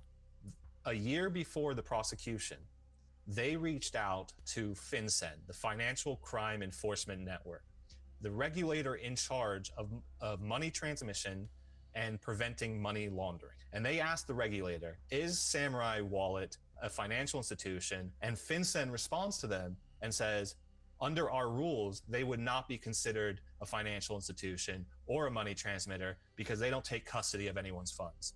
And FinCEN had rules in 2013 and 2019 where they reiterated this. So they told the government that. The government hid that information and indicted us anyway on unlicensed money transmission. Wow. And then, didn't give us that information. So no one thought that we were a financial institution, including the regulator in charge of financial institutions. No one thought it. It was an innovation at the U.S. Attorney's Office in the Southern District of New York of an overzealous prosecutor who said, let's get these guys. And they just made this up. They said that there was this North Korean hacking group called Lazarus that used Samurai to launder funds. That's what they claimed. And to further that, they claimed that we had a duty to perform KYC and AML to prevent that from happening. KYC and AML stand for Know Your Customer and Anti-Money Laundering, and they're laws that were formalized under the Patriot Act, saying that financial institutions and money transmitters have to get identity documents from customers and prove their identity. We had no obligation to do that because we're a non-custodial piece of software. We're not a bank. We're not a financial institution. We don't have those same obligations that a financial institution has. It was a pretty novel innovation from the Department of Justice to go after us, and that's why it took the whole industry by surprise that a non-custodial piece of software was being targeted this way and prosecuted this way. This had never been said before, that non-custodial software was now being considered a financial institution. By the Department of Justice. This is the first time this has happened. And how do they justify it? I don't know. They never did. So the New York Southern District that prosecuted Keone argued that Samurai had obligations to do things that money transmitters do, even though the regulator in charge of regulating money transmitters said Samurai wasn't a money transmitter and didn't have those obligations. And the Southern District argued that Samurai, as part of a conspiracy charge, were liable for what people who used their tool did, even though case law and Supreme Court precedents say otherwise. So the government is just saying whatever they're saying to the grand jury in order to get an indictment. It's the prosecutor and the grand jury and a judge. You're not there, and there's no one there to represent you. You don't even know what's going on. So the government is just producing whatever evidence, and you're not allowed to know what was said, by the way, right? And then the indictment gets handed down, and then they come after you, they arrest you, they raid your house. I guarantee you, in that grand jury, they did not produce the evidence that FinCEN said we weren't a money transmitter. Guarantee it, but don't know for sure because they will never release the grand jury transcript to us. So then this entire trial is illegitimate. It's illegitimate. He shouldn't be going to prison anyways. This is not how law works. So what needs to happen is everyone involved in this to throw this innocent man in prison should be serving the sentences that they sentenced him with. So they broke their own laws to convict him of what he wasn't even guilty of. Getting an indictment is so easy. It's the prosecutor's greatest friend, just like a conspiracy charge, because they don't really have to prove anything. The deck is so stacked against a criminal defendant that it's absolutely unreal, right? They have the upper hand throughout the entire process. They have the credibility in front of the judge, right? The judge is going to automatically believe what the government says, even if they're not supposed to. That's just how it is. They do. The grand jury is going to believe whatever the government says. You're going to be looked at as a criminal, even though they haven't proven anything. And people are going to read the indictment and assume everything that's in that indictment is true, because why would the government lie? And the whole process has been so absolutely eye-opening to me. I knew that we had a messed up justice system. Everyone kind of knows that, but you don't really know it until you're face to face with the Department of Justice. Then you understand. You read the indictment and you're like, hey, this is a bald-faced lie. They produced this chat log, but they cut off the first part and the last part where there's all the context, and it's just one sentence, and they're spinning it this way. They know what it says. Why would they lie? It's not like, oh, the truth will come out in front of the jury, and the jury will, make the right decision based on all of the evidence. That's not how it goes. But even with an indictment, There was hope. When you went into this court case, were you optimistic, knowing what you know, that you don't take custody, that your code is protected? Did you feel pretty safe? I thought we had a good shot. I thought we had the law on our side, and especially when we had the FinCEN revelation. But what do you do when the law is weaponized against you? You know? How do you defend yourself? Well, we all know the answer to that one. Like, well, this is phenomenal. We had a judge that I was happy with. So Keone and his legal team got to work to try to get the case thrown out. We had spent the majority of the early part of the case, probably the first 6 to 8 months, preparing what's called a motion to dismiss indictment. And in a motion to dismiss indictment, you assume that everything the government has said in the indictment is true, and you just argue that... You know, you really want to believe in the justice system, but you see all of these things happening, like all of these career criminals who are constantly let out to go and victimize another person, right, after their 14th arrest. And then you also see stuff like this where the government is actively committing a conspiracy to charge someone with a conspiracy, using the justice system, abusing it, using it as a weapon, and ruin someone's life who wasn't even committing a crime to begin with. You know, so what do?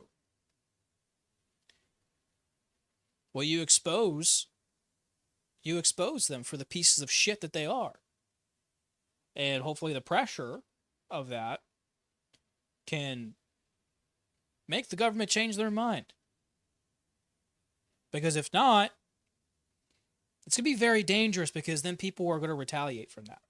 They're going to stand on their porches with their rifles, and that's going to lead to a very bad situation. No one wants that. No one wants that. That's why I say we all know what's going to happen, or what you can do when the law is weaponized against you. Because, you know, God forbid, the only choices are death or a jail cell for something that you had no wrongdoing of doing, right? Or sorry, where you're not guilty of something that they claim you did. You're innocent. Social pressure does work. Absolutely, it does. That's why you guys got to share this. Absolutely share this, please. That's why I'm doing a live stream over this right now.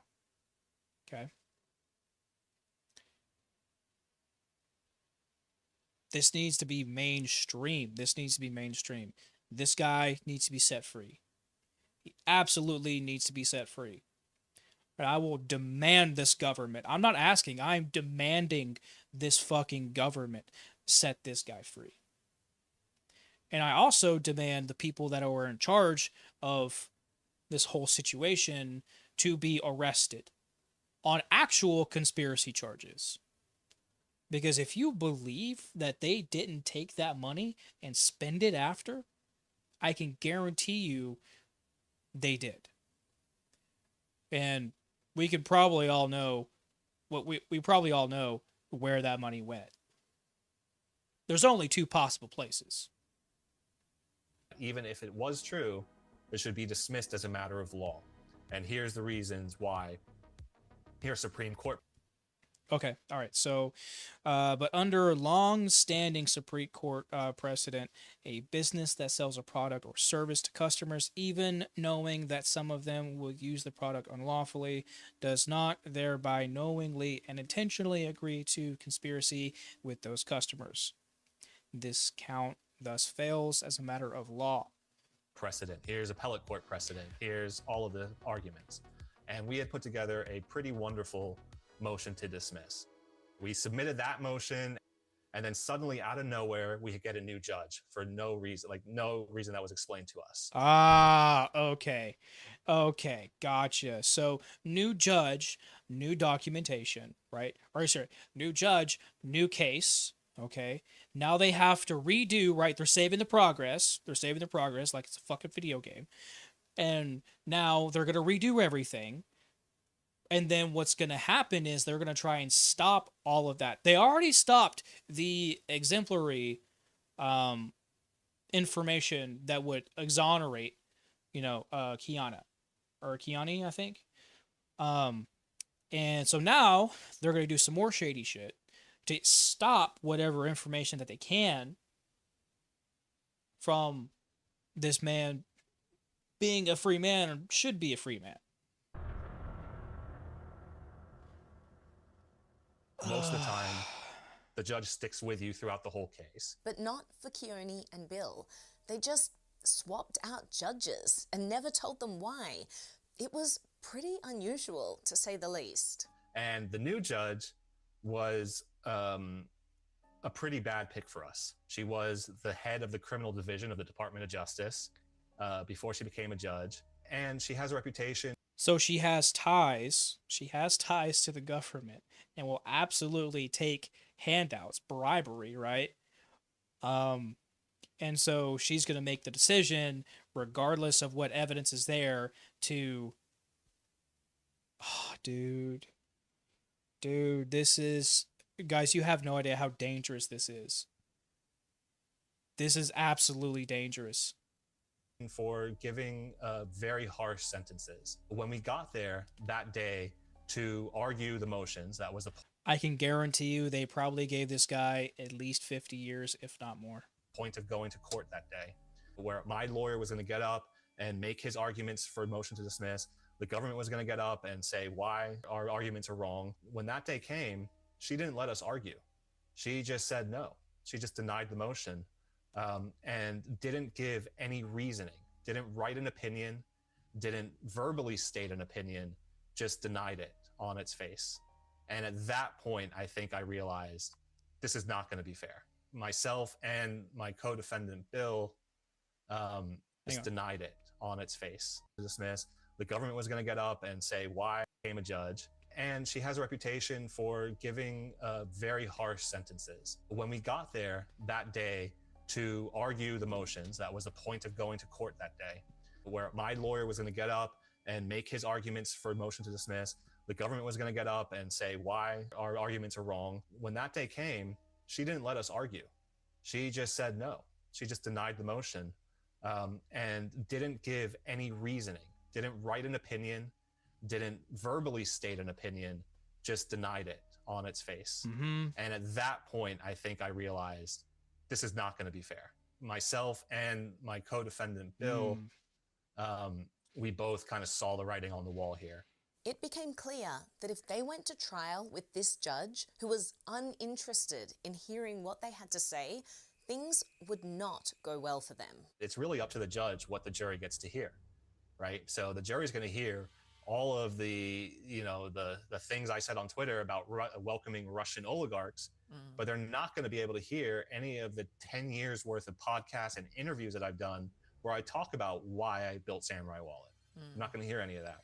They're not going to hear that we had a lawyer who gave us legal advice and said what we were doing was legal. They're not going to hear that, right? They're only going to get to hear certain things.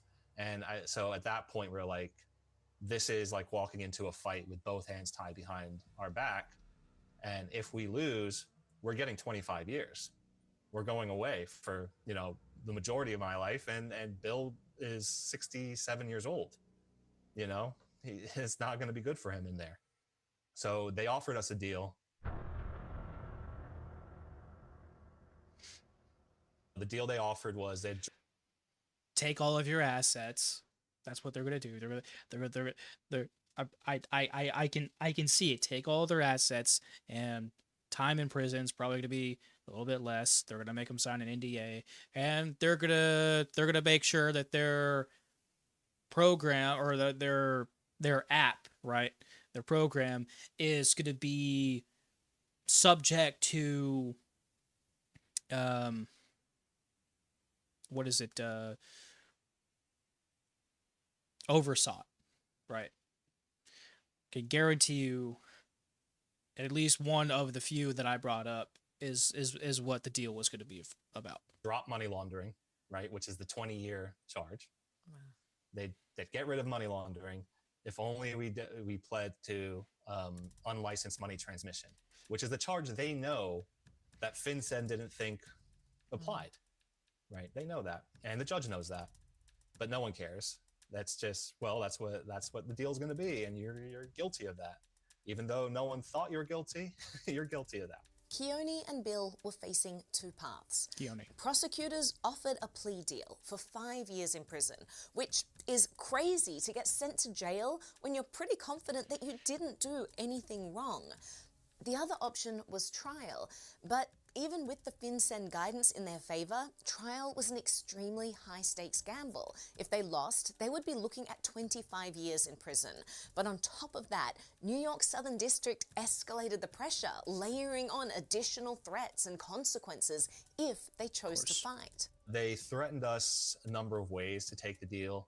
They basically said, look, if you go to trial and lose, which we thought was pretty likely, given this scenario, not only are they going to ask for the full 25 years, which they would have likely got with that judge, they're also going to submit a money judgment against us for the total amount of what they call illicit funds that went through Samurai Wallet, which was $237 million. I told you they were going to seize that money. I told you they were going to do that. I told you. These fucking scumbags, dude. These absolute cockroaches that call themselves a fucking governing body, dude. And that we would be responsible for paying that. They knew full well we never had that money, right? They knew how Samurai Wallet worked. They knew that the users had that money, not us. So they were essentially saying, when you get out in 25 years, you'll owe us $287 million. And until you pay that, you're basically on like a house arrest until that's paid. Right? You can't travel, you can't leave the country, you have to check in all the time. That earns interest. So you're in prison for life. Off. So they're basically saying you're going to be in prison for life. Yeah. If you don't take this deal, which after much deliberation, we ended up taking just to limit downside risk from 25 years to 5 years. Wow. And so that's how it ended. You ended up taking a deal, 5 years in jail. Founders of Samurai Wallet, cryptocurrency mixing service sentenced to 5 and 4 years. 5 and 4 years in prison. Okay, so he got 5, and I think his other friend got 4. Keone and William. Okay. Knowingly transmitted over criminal proceedings. Oh my god, dude!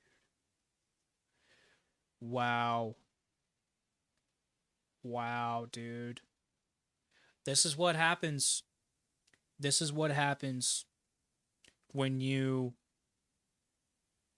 try to provide privacy for the average American person, or just America in general. The government goes after you.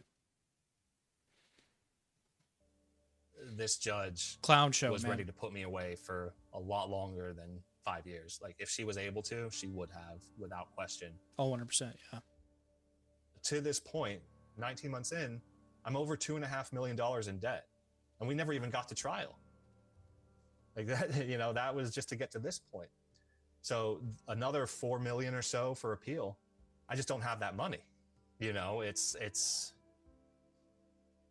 again, like I said, you're going against someone or something that just has unlimited resources, unlimited man hours, can throw everything they have at you, and you just don't.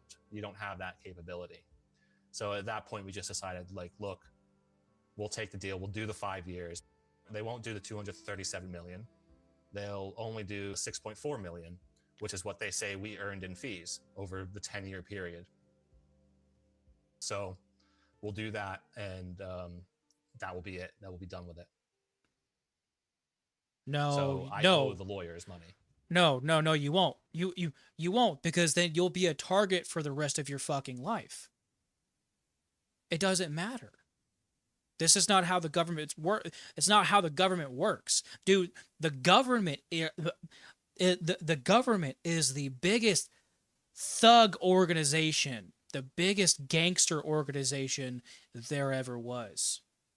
Mind you, they were actually doing business deals back in World War II to protect the ports. Okay. All right. And then went after them later on. Okay. So, dude, these... you can't hate your government enough, man. You really can't. So you're at currently this point, $2.5 million in debt. Yeah. And then an additional $250,000, which the judge added as a fine at my sentencing. Wow. She didn't need to throw an additional $250,000 fine on top of the $6.4 million we had already forfeited. I want that fucking judge in prison. I want that judge in fucking prison for abuse of power. Abuse of power, because that's exactly what it was. Abuse of power. And whoever was in on this fucking conspiracy to throw this innocent man in prison should be put into fucking prison for the rest of their lives. Lock them up and throw away the fucking key. Dude, what is this clown show, man?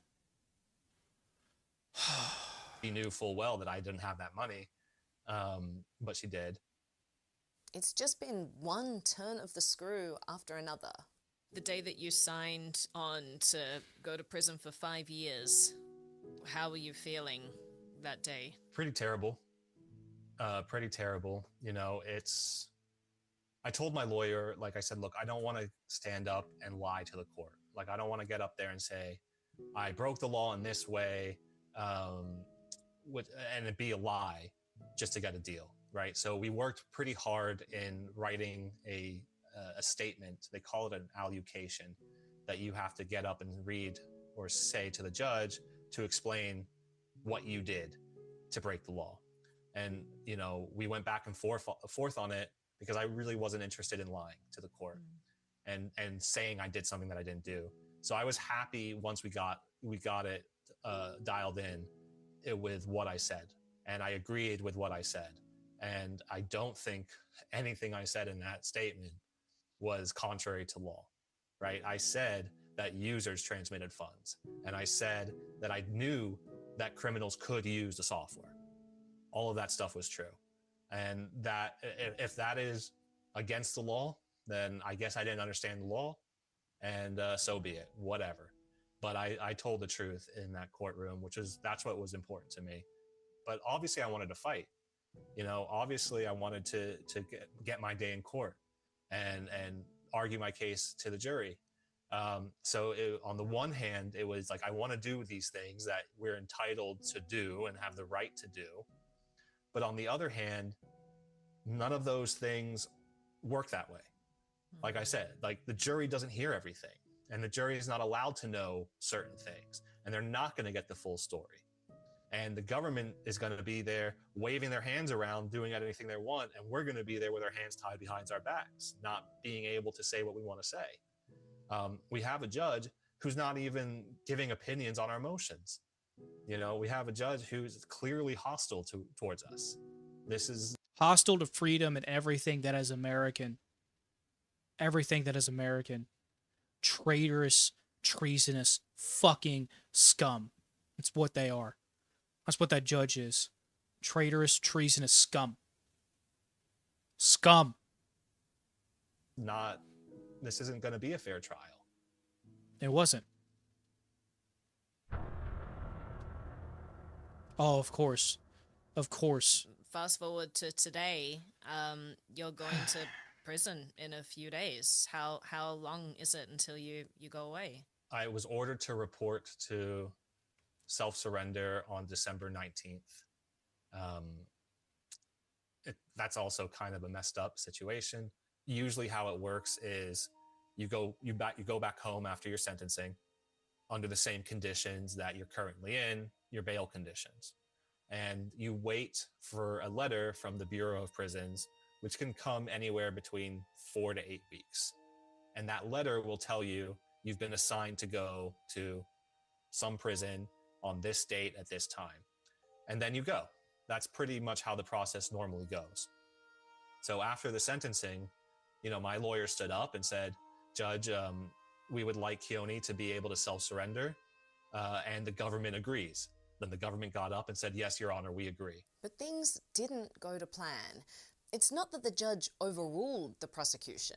It would have been very odd if she remanded me over the consent of the government and, my counsel. So instead, she put this hard deadline on it. She said that if you don't get a designation from the Bureau of Prisons by December 19th, then you are to report to me and surrender yourself to me in the Southern District of New York. When I do that, I will be placed in the MDC, Metropolitan Detention Center in Brooklyn, where I will await my designation there. And that can take months, because you get designated. Does that make you feel good? Does that make you feel good, you fucking crone? Does that make you feel good? Dude, you're a worm. You're a fucking worm. You're not human. You're something other than that wears a human face. Matter of fact, you're lower than a fucking worm. You're the shit that it treads through. Waste.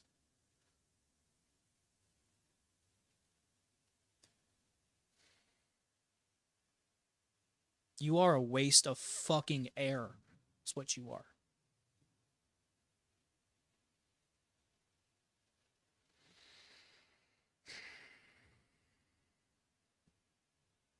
I can't believe this is happening here in America. I cannot believe this. This needs to be everywhere. This needs to be everywhere. This man didn't break the law. But the government sure did. The government absolutely broke the fucking law to convict this man, an innocent man who didn't break the law.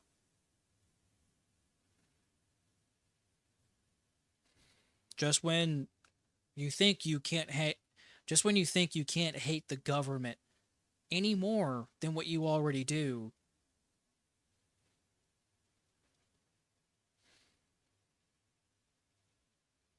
this is the country that I served, man. Why is it that people say that this is the greatest nation on earth when our government is weaponizing the very system that is supposed to hold everyone accountable, to include the government? We are literally living under tyranny. I want you guys to understand that. We literally are. The best example of it is right here.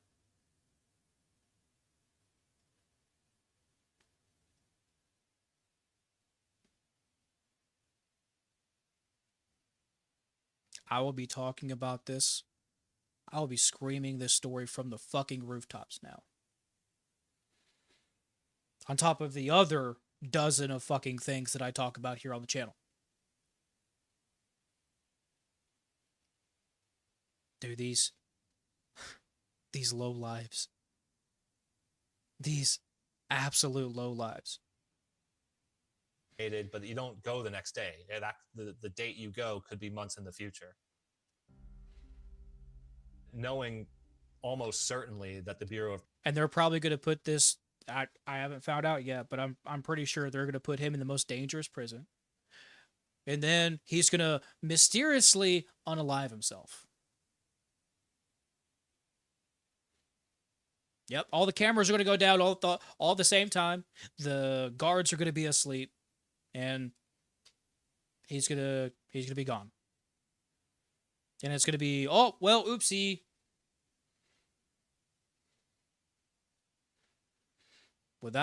Left a woman without a husband. Don't know if they have kids. Not only did they destroy this man's life, well, two men's lives. They destroyed the lives of their families. They destroyed the lives of their children. Because I'm pretty sure the other guy, being 67, they should have kids, right? I would assume so, since he's 67. I would also imagine that he's also married as well. Destroyed their lives. This government did that. They destroyed innocent people's lives.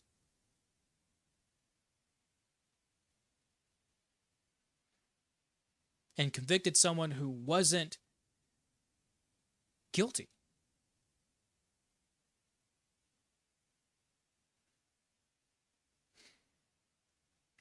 Prisons wasn't going to designate me by December 19th. Then we had Thanksgiving coming up. The government shutdown was still going on at that time. No one was working. You can't have Christmas with your family for one final time. You're going to the MDC on December 19th. I would be put into one of the worst jails in the country while I wait for my designation. That was just another turn of the screw during that sentencing. That detention center in Brooklyn is notorious. It's a maximum security facility. There are certain judges in the Southern District of New York who refuse to send people to that jail because of how bad it is. My judge is not one of them. She was quite happy to send me there. Dude, there are no words that I have for the absolute disgust that I have for the worm that sent him to this jail, that destroyed him and his family's lives. Very rarely is it on this channel that I am left speechless.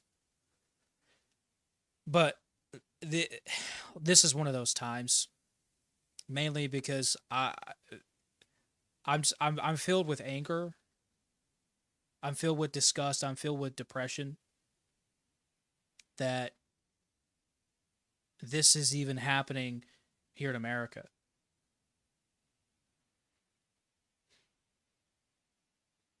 Because it's not a local government that is abusing the justice system to put, regular Joe Schmo in prison for some bullshit.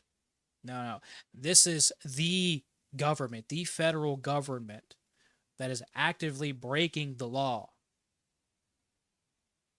to put this guy away just for creating an app for privacy.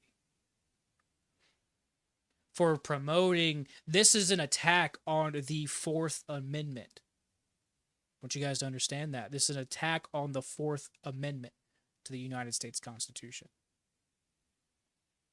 So this government is attacking the Constitution.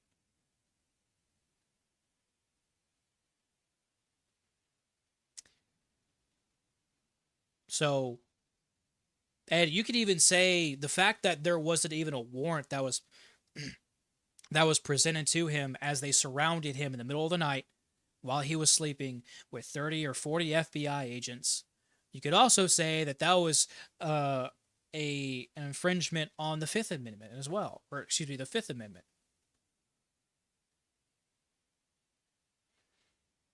Dude, I'm speechless. Guys, please share this. Share this video, man. Share. How many views did this get? This should be at 1 million. This should be at 1 million, and I really hope that this continues to skyrocket. We gotta share this and share this everywhere. I want to say I've already seen JD Delay make a video on this. I want to see this everywhere. Please share this everywhere. This is an innocent man. An innocent man. Now, his wife is left with no husband. I can guarantee you they're going to seize his home. just like they have already seized their assets, I'm sure. Oh, It seemed very personal to her. Sick, man. I've never really seen a sentencing like that where she was so hostile and so vicious to me. She should receive the same. Absolutely. She should absolutely receive the same. And everyone else that's connected into this conspiracy, absolutely. Lock them away, throw away the key, bro.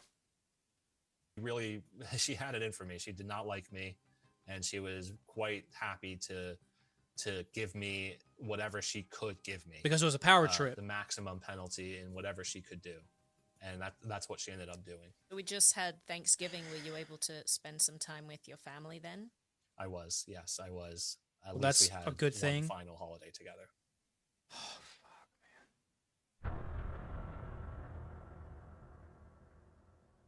There's a concept in criminal justice where the process itself is the punishment. Long before a verdict, the system can drain your money, your time, your health, and your reputation. Scholars like Malcolm M. Feely have written about it, and Kafka also explored how procedure, uncertainty, and institutional power can become the punishment itself. That matters for privacy, because privacy is not a crime.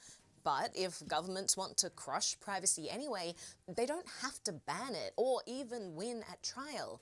They can target the builders of privacy tools and let the machinery do the damage. This is the case with Ola Bini, a well-known privacy rights activist living in Ecuador. The government didn't need to prove a real crime to ruin his life. But, I mean, yes, that's a different country, right? This is here in America. We have a Fourth Amendment right. The right of privacy. We have that right. It's unalienable. That's the most disgusting thing about this. Right? So why is it happening here? They arrested him and kept him trapped inside an endless legal process. For years, he's been unable to leave the country, forced to check in with prosecutors, cut off from normal banking, and is living under constant surveillance. His crime? They couldn't find any crime, so they focused on his use of privacy tools, such as encrypting his devices and using Tor. Okay. Have to kind of learn about it and get it. And that's unfortunately what they have to do in order to safely run this software, which the government clearly believes is illegal. Have to kind of learn it. Took our code and redeployed it, and took Whirlpool and reactivated it. It's called Ashigaru. And I There we go. I Okay. hope there are some people out there who just refuse to listen to that. Maybe they're naive, and maybe they're stupid, and maybe they're just stubborn. But I selfishly hope there are people out there who persist and who just take extra care to protect their own privacy when they build these tools, because we need them. The entire world needs them. Yeah, absolutely. And the great thing is they are out there, right? All of our code was open source and freely available for anyone to take and do what they wanted to with. We did not have a restrictive license on it.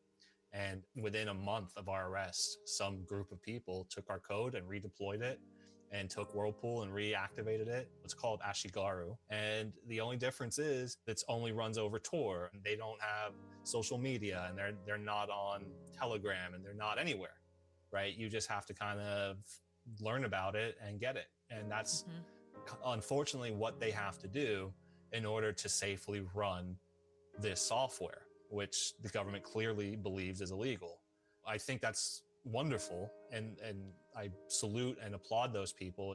Let's not feel overwhelmed and think that small acts can't make a difference. Small acts can change the course of history.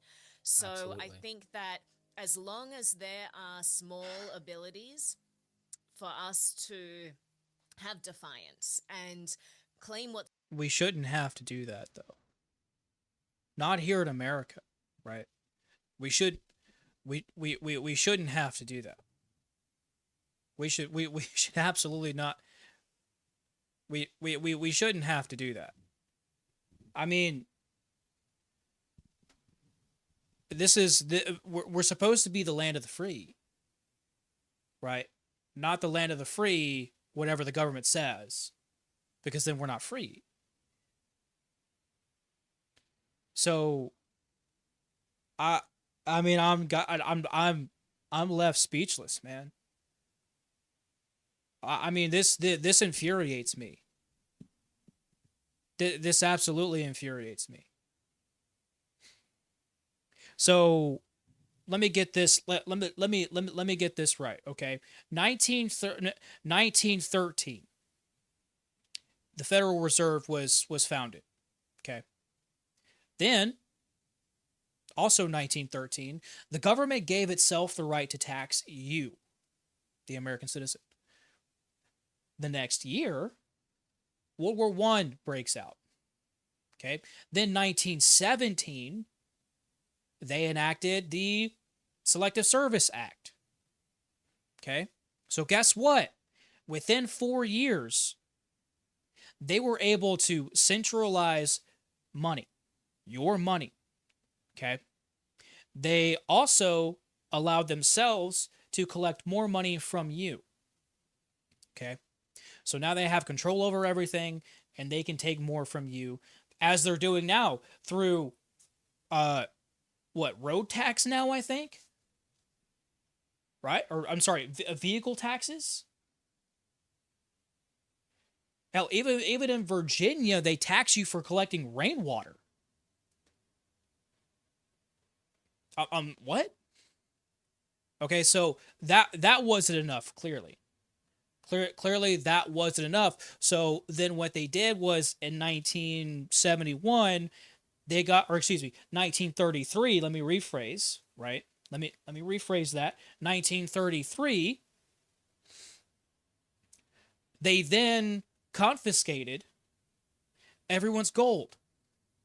Okay?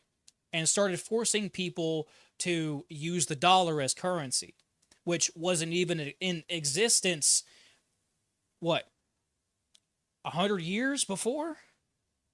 Because the first dollar was printed in 1863 during the war. But federal income tax was also ruled unconstitutional in 1891. So the 16th Amendment is already unconstitutional. Okay. So now are they not only confiscating people's real assets, but they're giving them ghost currency, right? Because Jefferson told us that a ghost currency is the death of a society, right? I may be quoting him wrong there, but he did call it a ghost currency. Anyways, I added that last little bit in there because it's true. It's true. Because where you don't have a physical currency, you don't have currency at all. Because since 1913, the dollar has lost 97% of its value. Right? And I'm kind of just recapping all this stuff here. So, now, let's see, how much was it, let's see, I think that is today. Yes. So let me bring this over here so you guys can see this. Oh, here. Let me scoot myself out of the way here. Yeet. Okay. All right. I think you guys can see that. All right. So you guys can see here, right, that $180 to 200 United States dollars is equal to 25.8 grains of 90% pure gold. Okay. All right. Now, let's backspace here. What was that in 1933? That was $1 US.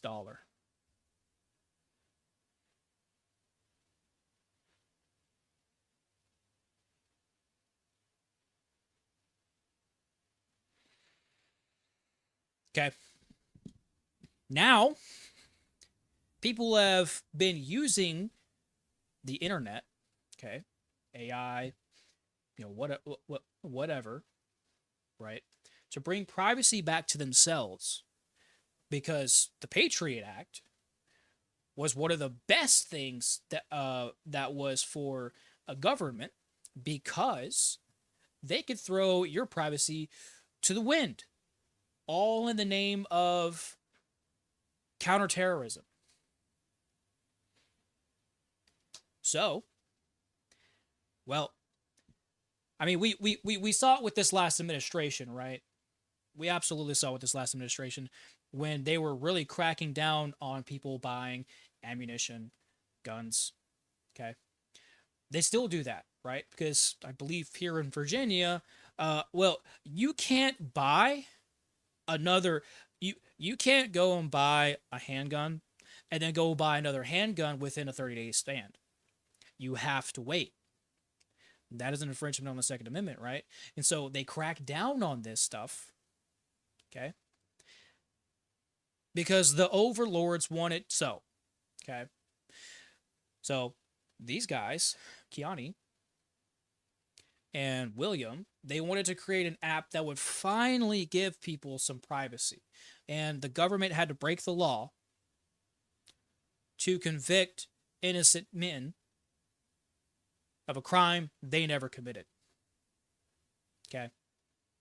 So now we have money that isn't money anyways. We're not backed by anything. Okay? Let me rephrase that. We have nothing. We're backed by nothing. Therefore, we will be nothing. And it gets even sicker than that. Because guess what? All of these billionaires, they don't pay taxes. These, what? Multi-hundred billionaires that since, 2001 have well quadrupled, I believe, their salary. I want to say Bezos, Musk, all those guys were in the billions of like maybe a couple of dozen billion, I think. Actually here, let me see. Let's see. What was Elon Musk's net worth in 2001? Let's see. Okay, so around $176 million. Okay, now let's see what that is. Holy fuck! All right, I gotta show you guys this. What the fuck? 600, almost $700 billion. Look, 2000. Oh wow. Okay, so 2002, giving him significant cash, 176 million. You see it right here. You see it right there, right there. Now, dude. What? While, and stay with me here. Stay with me here. Let's check. Let's see what the federal minimum wage is right now.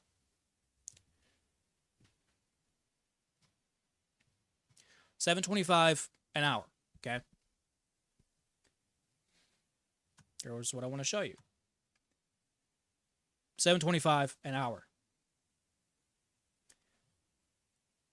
So our wages only increased 10%, while Elon Musk. And let's okay. So let's for shits and giggles. Let's see. Jeff Bezos. $239 billion. Okay.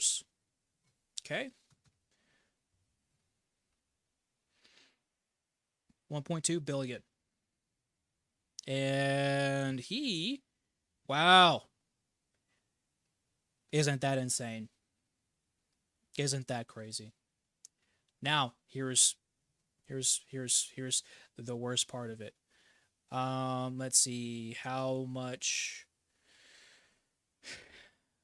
actually here. How many times greater is the CEO salary versus employees. Okay, so 280 to 300 times. I've even seen numbers up to 600 times. 600 times. And I would have to do some digging here. Actually, here, I think that was Lowe's. Lowe's. So let's type in, that says lowers. We don't want lowers, we want lows. We want highers spelling. Yeah, 659 times greater than the average employee. Okay. All right. Average employee is making $30,000 a year. You want to know how? Okay, so a family of 4 to be able to lead a decent life today is somewhere in between $170,000 a year to $200,000 a year. Okay, $200,000 a year. Most people are making $40,000 to $60,000. This is on the low end. Okay, while they are making $20 million. $20 million. You are left wondering where your next meal is coming from. Because I've done videos, I mean, days upon days of people struggling just to live, just to eat. I know I'm one of them, okay? A disabled veteran having that same struggle. Okay? And I live alone. I pay all the bills. Okay? I understand the struggle. I really do. But for this to be a thing, right? Corporate America is a cancer. It is a sickness that has spread all the way throughout the body, and now it's rotting. This is the death of America. We're watching it.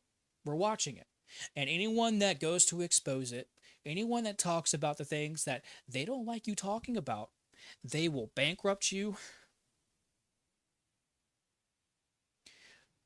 or even throw you in prison. Either way, they will destroy your life.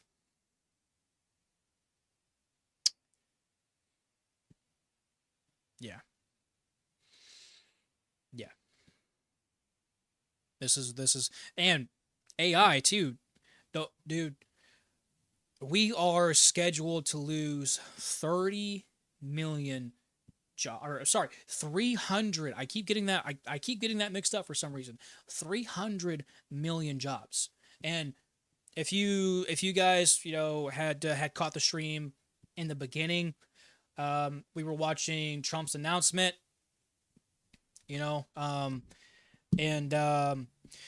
well, Trump was talking about how the American economy is doing the best it ever has, how we have more jobs than ever before, yet more people live here in the States than there are jobs. Okay. And then during an interview with Fox, he's sitting there talking about how America doesn't have talent at all, that needs to build chips in factories. No, we got to bring H-1B visas over here because they have the talent. They have the talent. Okay? So all of these jobs are being created not for the American people, but to slowly phase us out. Guys, we need to pay attention. We need to pay attention. Okay? They're doing that with the H-1B visas. They're doing that with the AI. Okay?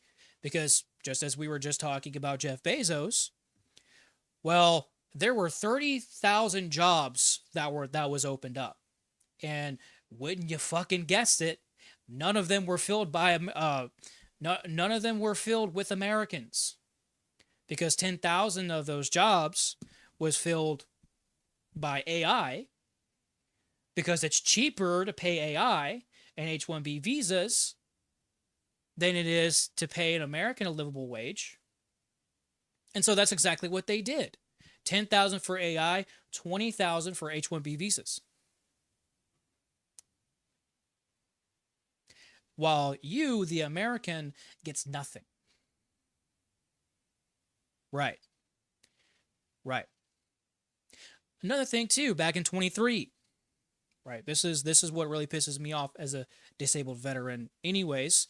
There was a funding for that somehow, right?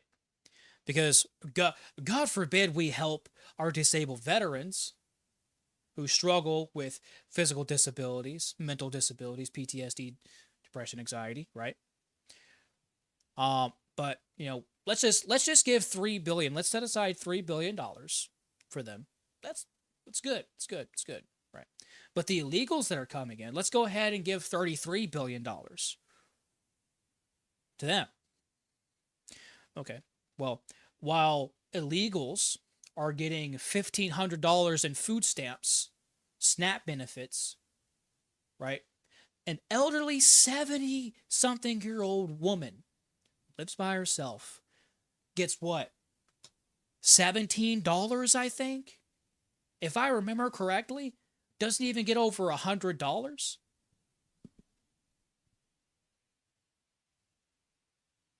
And now they want to bump up the retirement age to 72 from what, 65 or 67, I think?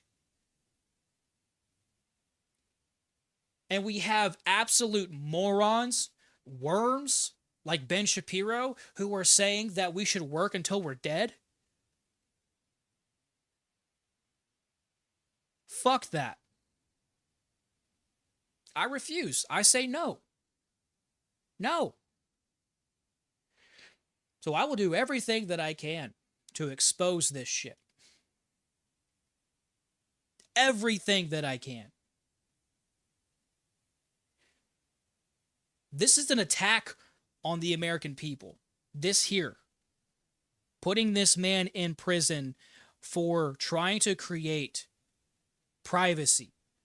That is an attack on the American people. And the people that were involved in that conspiracy deserve to be in prison for the rest of their fucking lives. And there needs to be rights that are undoing those wrongs. Get rid of the Federal Reserve, for one. As I would say, that's the biggest one. Get rid of the Federal Reserve. Repeal the 16th Amendment. Put us back on the gold standard. And stop, for the love of everything that is American, stop getting involved in other countries. And fix what's going on. Stop criminalizing homelessness. And instead help people to prevent being homeless. I see a number of homeless people every single day, and I'm so thankful that I'm not. Well, guess what? Let me tell you guys something. Okay? This is something I haven't told you guys on the channel just yet. I was this close to losing my home, and it depended on a decision from the VA. Okay? Because I am, in all intents and purposes, officially I am considered unemployable. I have a developing scoliosis. I have degenerative disc disease in 2 places in my back, the base of my neck and my L4, L5. Okay? I have bilateral hips and knees, and my feet are fucked up. Okay? And I have PTSD as well. Depression, anxiety. All right? My body is twisted and contorted in such a way that sitting here is painful for me. And I have a pretty high pain tolerance. Okay? I remember breaking this hand back in January of 24, literally the day before my birthday. And I didn't need medication. Okay? So it's not like I'm just some fucking wimp who can't take any kind of pain tolerance. No. I've tried the hard jobs, okay? I've done that. I've been there, done that. I got the shirt. Literally, I got the shirt. Okay? Right after I got out of service, which I was a military police officer, by the way. okay, for 4.5 years, right? So wearing anywhere from 50 to 70 pounds of gear every single day really fucks with you. On top of doing all kinds of very demanding physical exercises, right? Exercises on shift, training exercises, right? Stuff with rucksacks, stuff with all kinds of other gear, right? Well, after getting out of the military, I then decided to become a roofer. And I was a roofer for 3 months before my back literally gave out. I was bedridden for a week because it hurt to breathe, okay? And then after that, I gave more by being a private security officer for an entire year. And then my hips and my knees, my feet gave out. Okay? So then I tried less physically demanding jobs. That didn't work out because of my PTSD. Okay?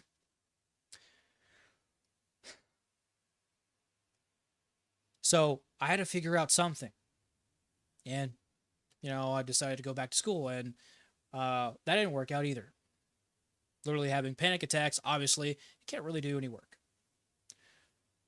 And so I got behind. I got behind over $4,000 in essential bills. I'm talking like electricity, water, property taxes, which is fucking crazy that we have to do that. We're not living in the fucking UK. Right? Anyways, mortgage payments, all of the essential stuff, right? And so if they did not consider me completely unemployable, I wouldn't be doing this live stream here with you guys. No. I would be packing my bags and moving in with my grandparents because there's just no way that I could be affording this home that I have owned for over 2 years now. There's just no way.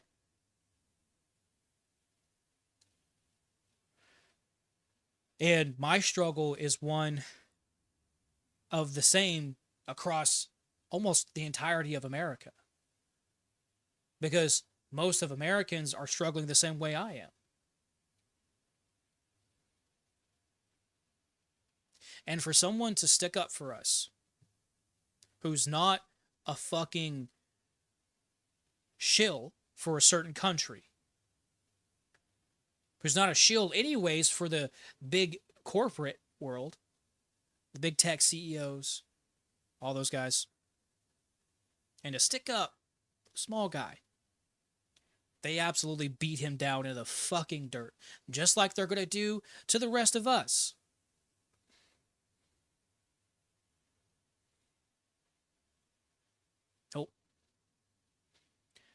Nope. I hope, I really hope that more people view this. As you can see, I left a couple of comments. Let's read some of the comments real quick. I need privacy, not because my actions are questionable, but because but because your judgment and intentions could be. I'm assuming they're talking about the government here. Broke their own laws to arrest people who never broke any. Exactly. 100%. Let's see. Meanwhile, congressmen and women practice insider trading without consequence. Exactly. There is literally a rotting corpse by the name of Nancy Pelosi who was insider trading for a long time, and actually, I want to bring this to your attention here as well. Trump's son Barron. Well, they also do some insider trading too because Barron just made what? Let's see. How much money did Barron Trump make when he turned 18? No. $40 million. $40 million.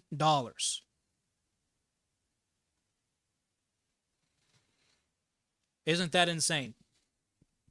$40 million Isn't that insane? As soon as he turned 18, he got $40 million. Where did he get that $40 million from? I can guarantee you it's not at fucking McDonald's. If he worked at all. Oh, well, look at that. Now it's 150 million. Isn't that fucking crazy?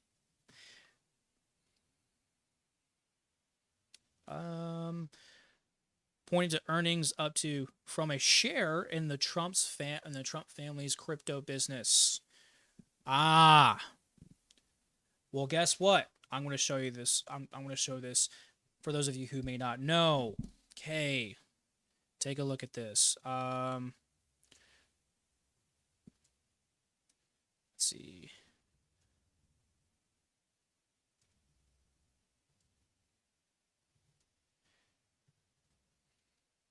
I've been trying to get this information out for a long time now, okay? And I'll keep screaming it from the fucking rooftops, and I need your guys' help to do this as well. All right, so back in, I want to say 2021, there was a federal lawsuit that was filed against a multi-level marketing company. If you guys don't know what multi-level marketing companies are, they are pyramid schemes. Okay, these are companies that scam people, okay? Because they make you believe in financial freedom. They make you believe in financial freedom, and they make you buy products that they produce, and oftentimes they are very terrible products. However, what they do is they make you falsify things, right? That you're not aware of course. But they make you falsify things to meet the threshold to be considered a legitimate business by the FTC. And so they destroy people's lives. I've seen absolutely people get divorced, people end their own lives, unfortunately, over shit like this, right? Families torn apart, and, well, those are MLMs. So, I know I'm kind of throwing a lot at you here, man, or guys. I know I'm throwing a lot at you here, but this is some really good information. Okay, so a multi-level marketing company called American Communications Network, a company that Trump was in close ties with for a very long time, 10 years. Trump was the spokesperson. Let me see where. I keep hitting my pop filter here, so sorry for the extra noise. But Trump was. Let's see if I can get around here. Trump spokesperson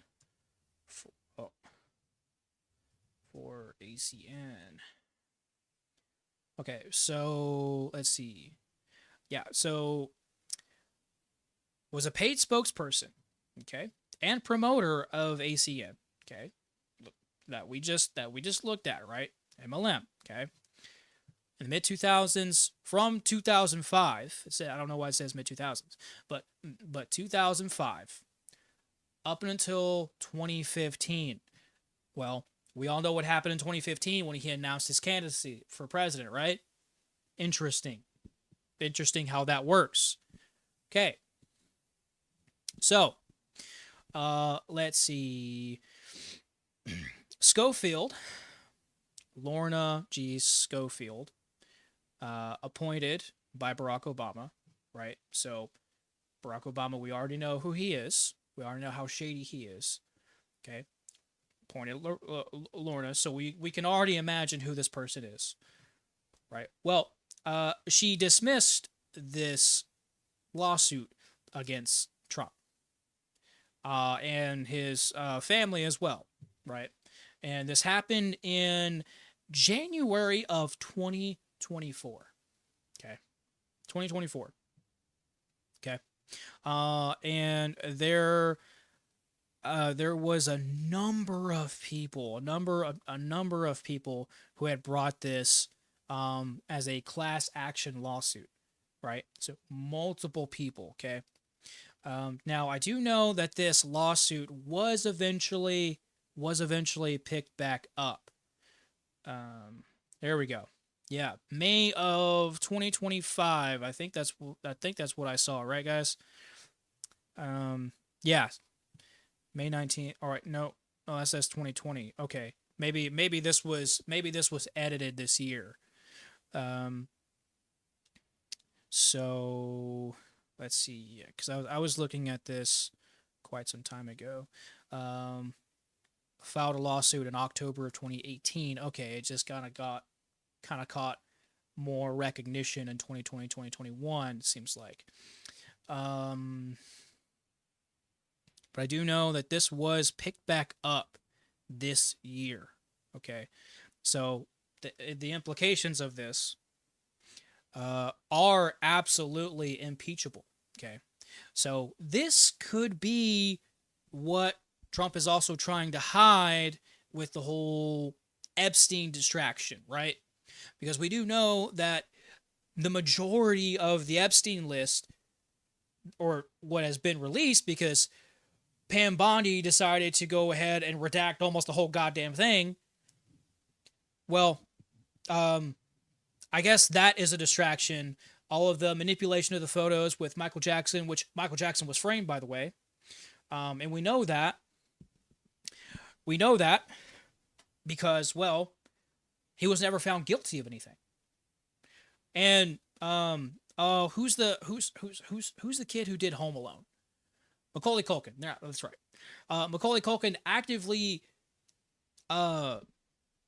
says that he was innocent as well. Okay, so, but we also look to. I want to show this to you guys because this is something that I thought was absolutely weird. Let's see.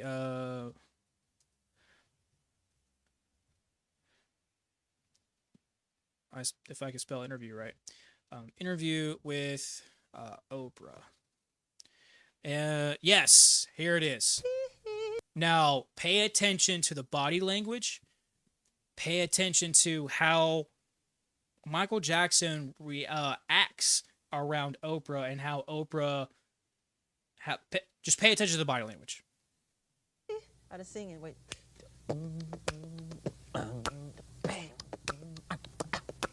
Yeah. And when you are, for instance, when we were here before, you know what? I mean, all the things ever printed in the tabloid, the only things ever been true is when they said I couldn't dance. When we were here the last time shooting the commercial, you were like in between shots, running off, conceiving the dance, choreographing the dance. You were up all night dancing. Yeah, so you see how she's not impressed and how Michael couldn't care less, right? And then you also look into the lyrics of what is the name of that song? Is it They Don't Even Care About Us? Is that the name of that song? Let me see. I want to make sure I'm getting the name of that song right.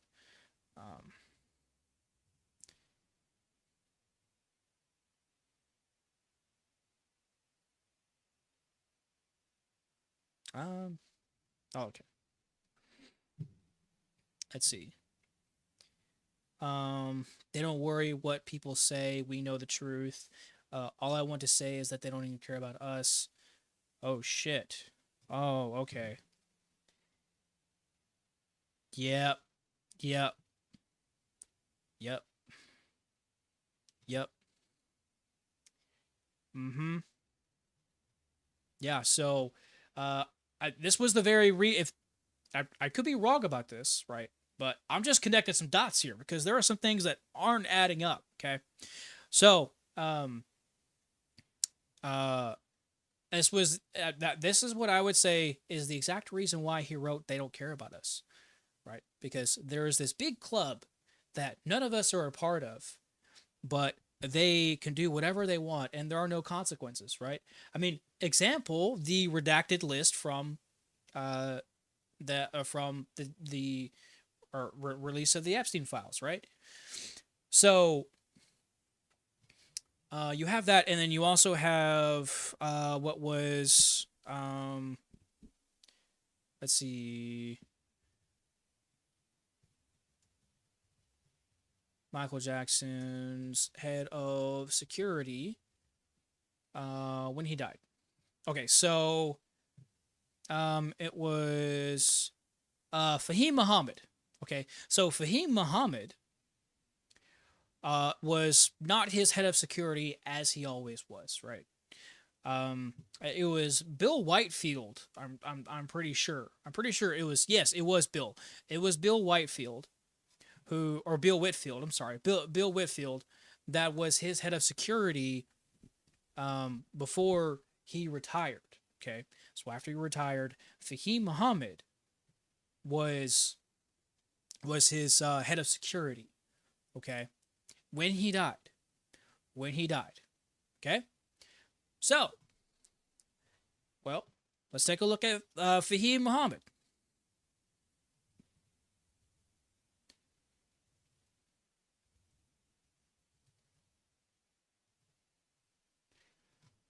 Let's see.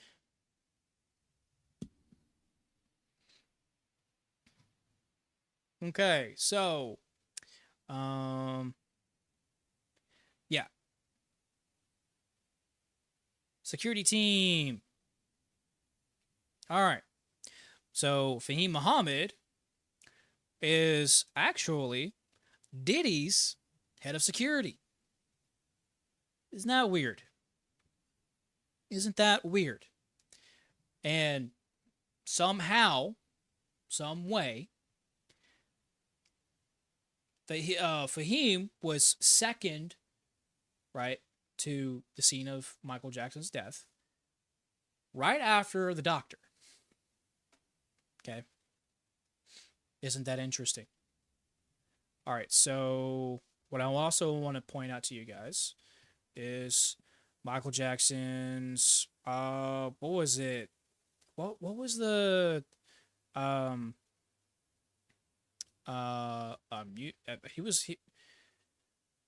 he was actively building Neverland Ranch, as well as a private amusement park with garden statues. Okay.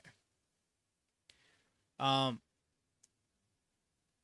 think there was a whole thing that he was actually going to make this into. Known as time of his purchase was property of William. Okay, Bone renamed the estate. Okay, this was completely. Oh, okay, all right. Maybe I was wrong about this, but I do know that he was working on this project here. I don't know if he was planning on making this an enterprise, but there would be some pretty interesting things with that if he was planning on doing something like that. Because, well, if he was planning on making this an enterprise, well then that would be direct competition with Disney. Because guess what? Well, Michael Jackson was one of the most beloved celebrities of, I would say, history. Of American history. Okay. Everyone loved Michael Jackson, right? And no one believed that he actually ever really did what they claim he did, right? So, well, a little bit of a rabbit hole there, but all of that to kind of come back and say, well,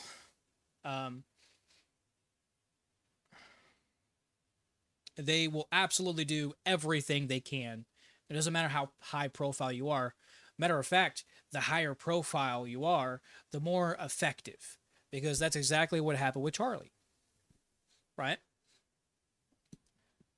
Charlie started to question some things right before he died. Or before he was killed.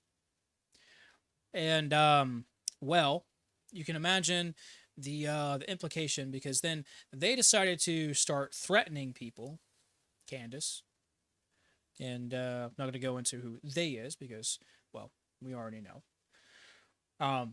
But these people, if they're willing to scam people into thousands, hundreds of thousands of dollars, then you can imagine that they also take foreign interests, or that they also satisfy foreign interests. And, well, let's see.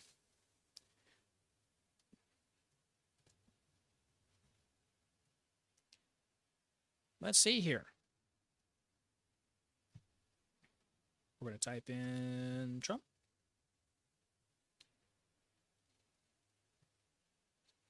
Oh. Damn. Look at that. Look at that.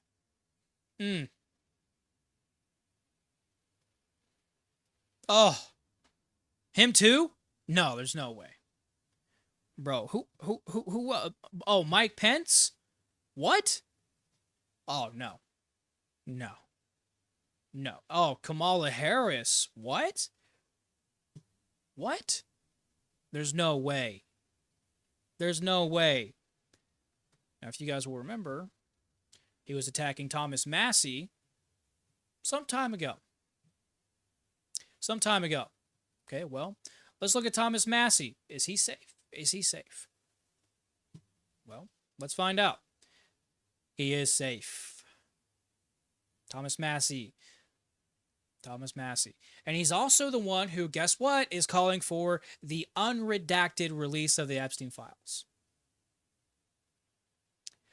So, it's actually not a Democrat hoax, Trump. Not a Democrat hoax. Though it is something that will implicate the crimes that you've committed. Allegedly. So, well, they can commit all these crimes and get away with it. But God forbid you try to get people their privacy back perfectly within the law. This government will break the law to jail you, to ruin your life, to ruin your family's life. And they couldn't care less. No consequences. No accountability. But guess what? That's going to change. Because I'm going to fight like fucking hell to make sure that they face those consequences and accountability. And it starts with exposing them and pressuring them through this exposure. So I ask that you would help any way that you can. Go ahead and support Naomi here by putting all of this together. Shout out to Naomi. Thank you so much for all of the stuff that you're doing, because I can imagine this was really, really tedious, strenuous, hard work. And that's absolutely crazy. So thank you for doing your part. I'll do mine now. Anyways, guys, that's what I wanted to talk about today. That's what I want to talk about with today with you guys. Went down a couple of rabbit holes there. And so this is what I wanted to talk with you guys about today. That is incredibly important. I had no idea that it was this bad. None. I had no idea that it was this bad. I'll end this by saying I don't wish any harm, any ill will towards anyone.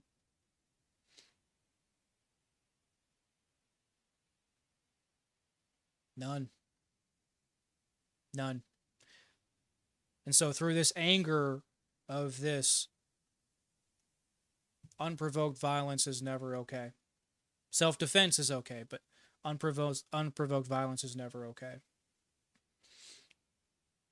So make sure you guys control yourselves when watching this. Control yourselves. Okay. Remember to always do the right thing. Always do the right thing.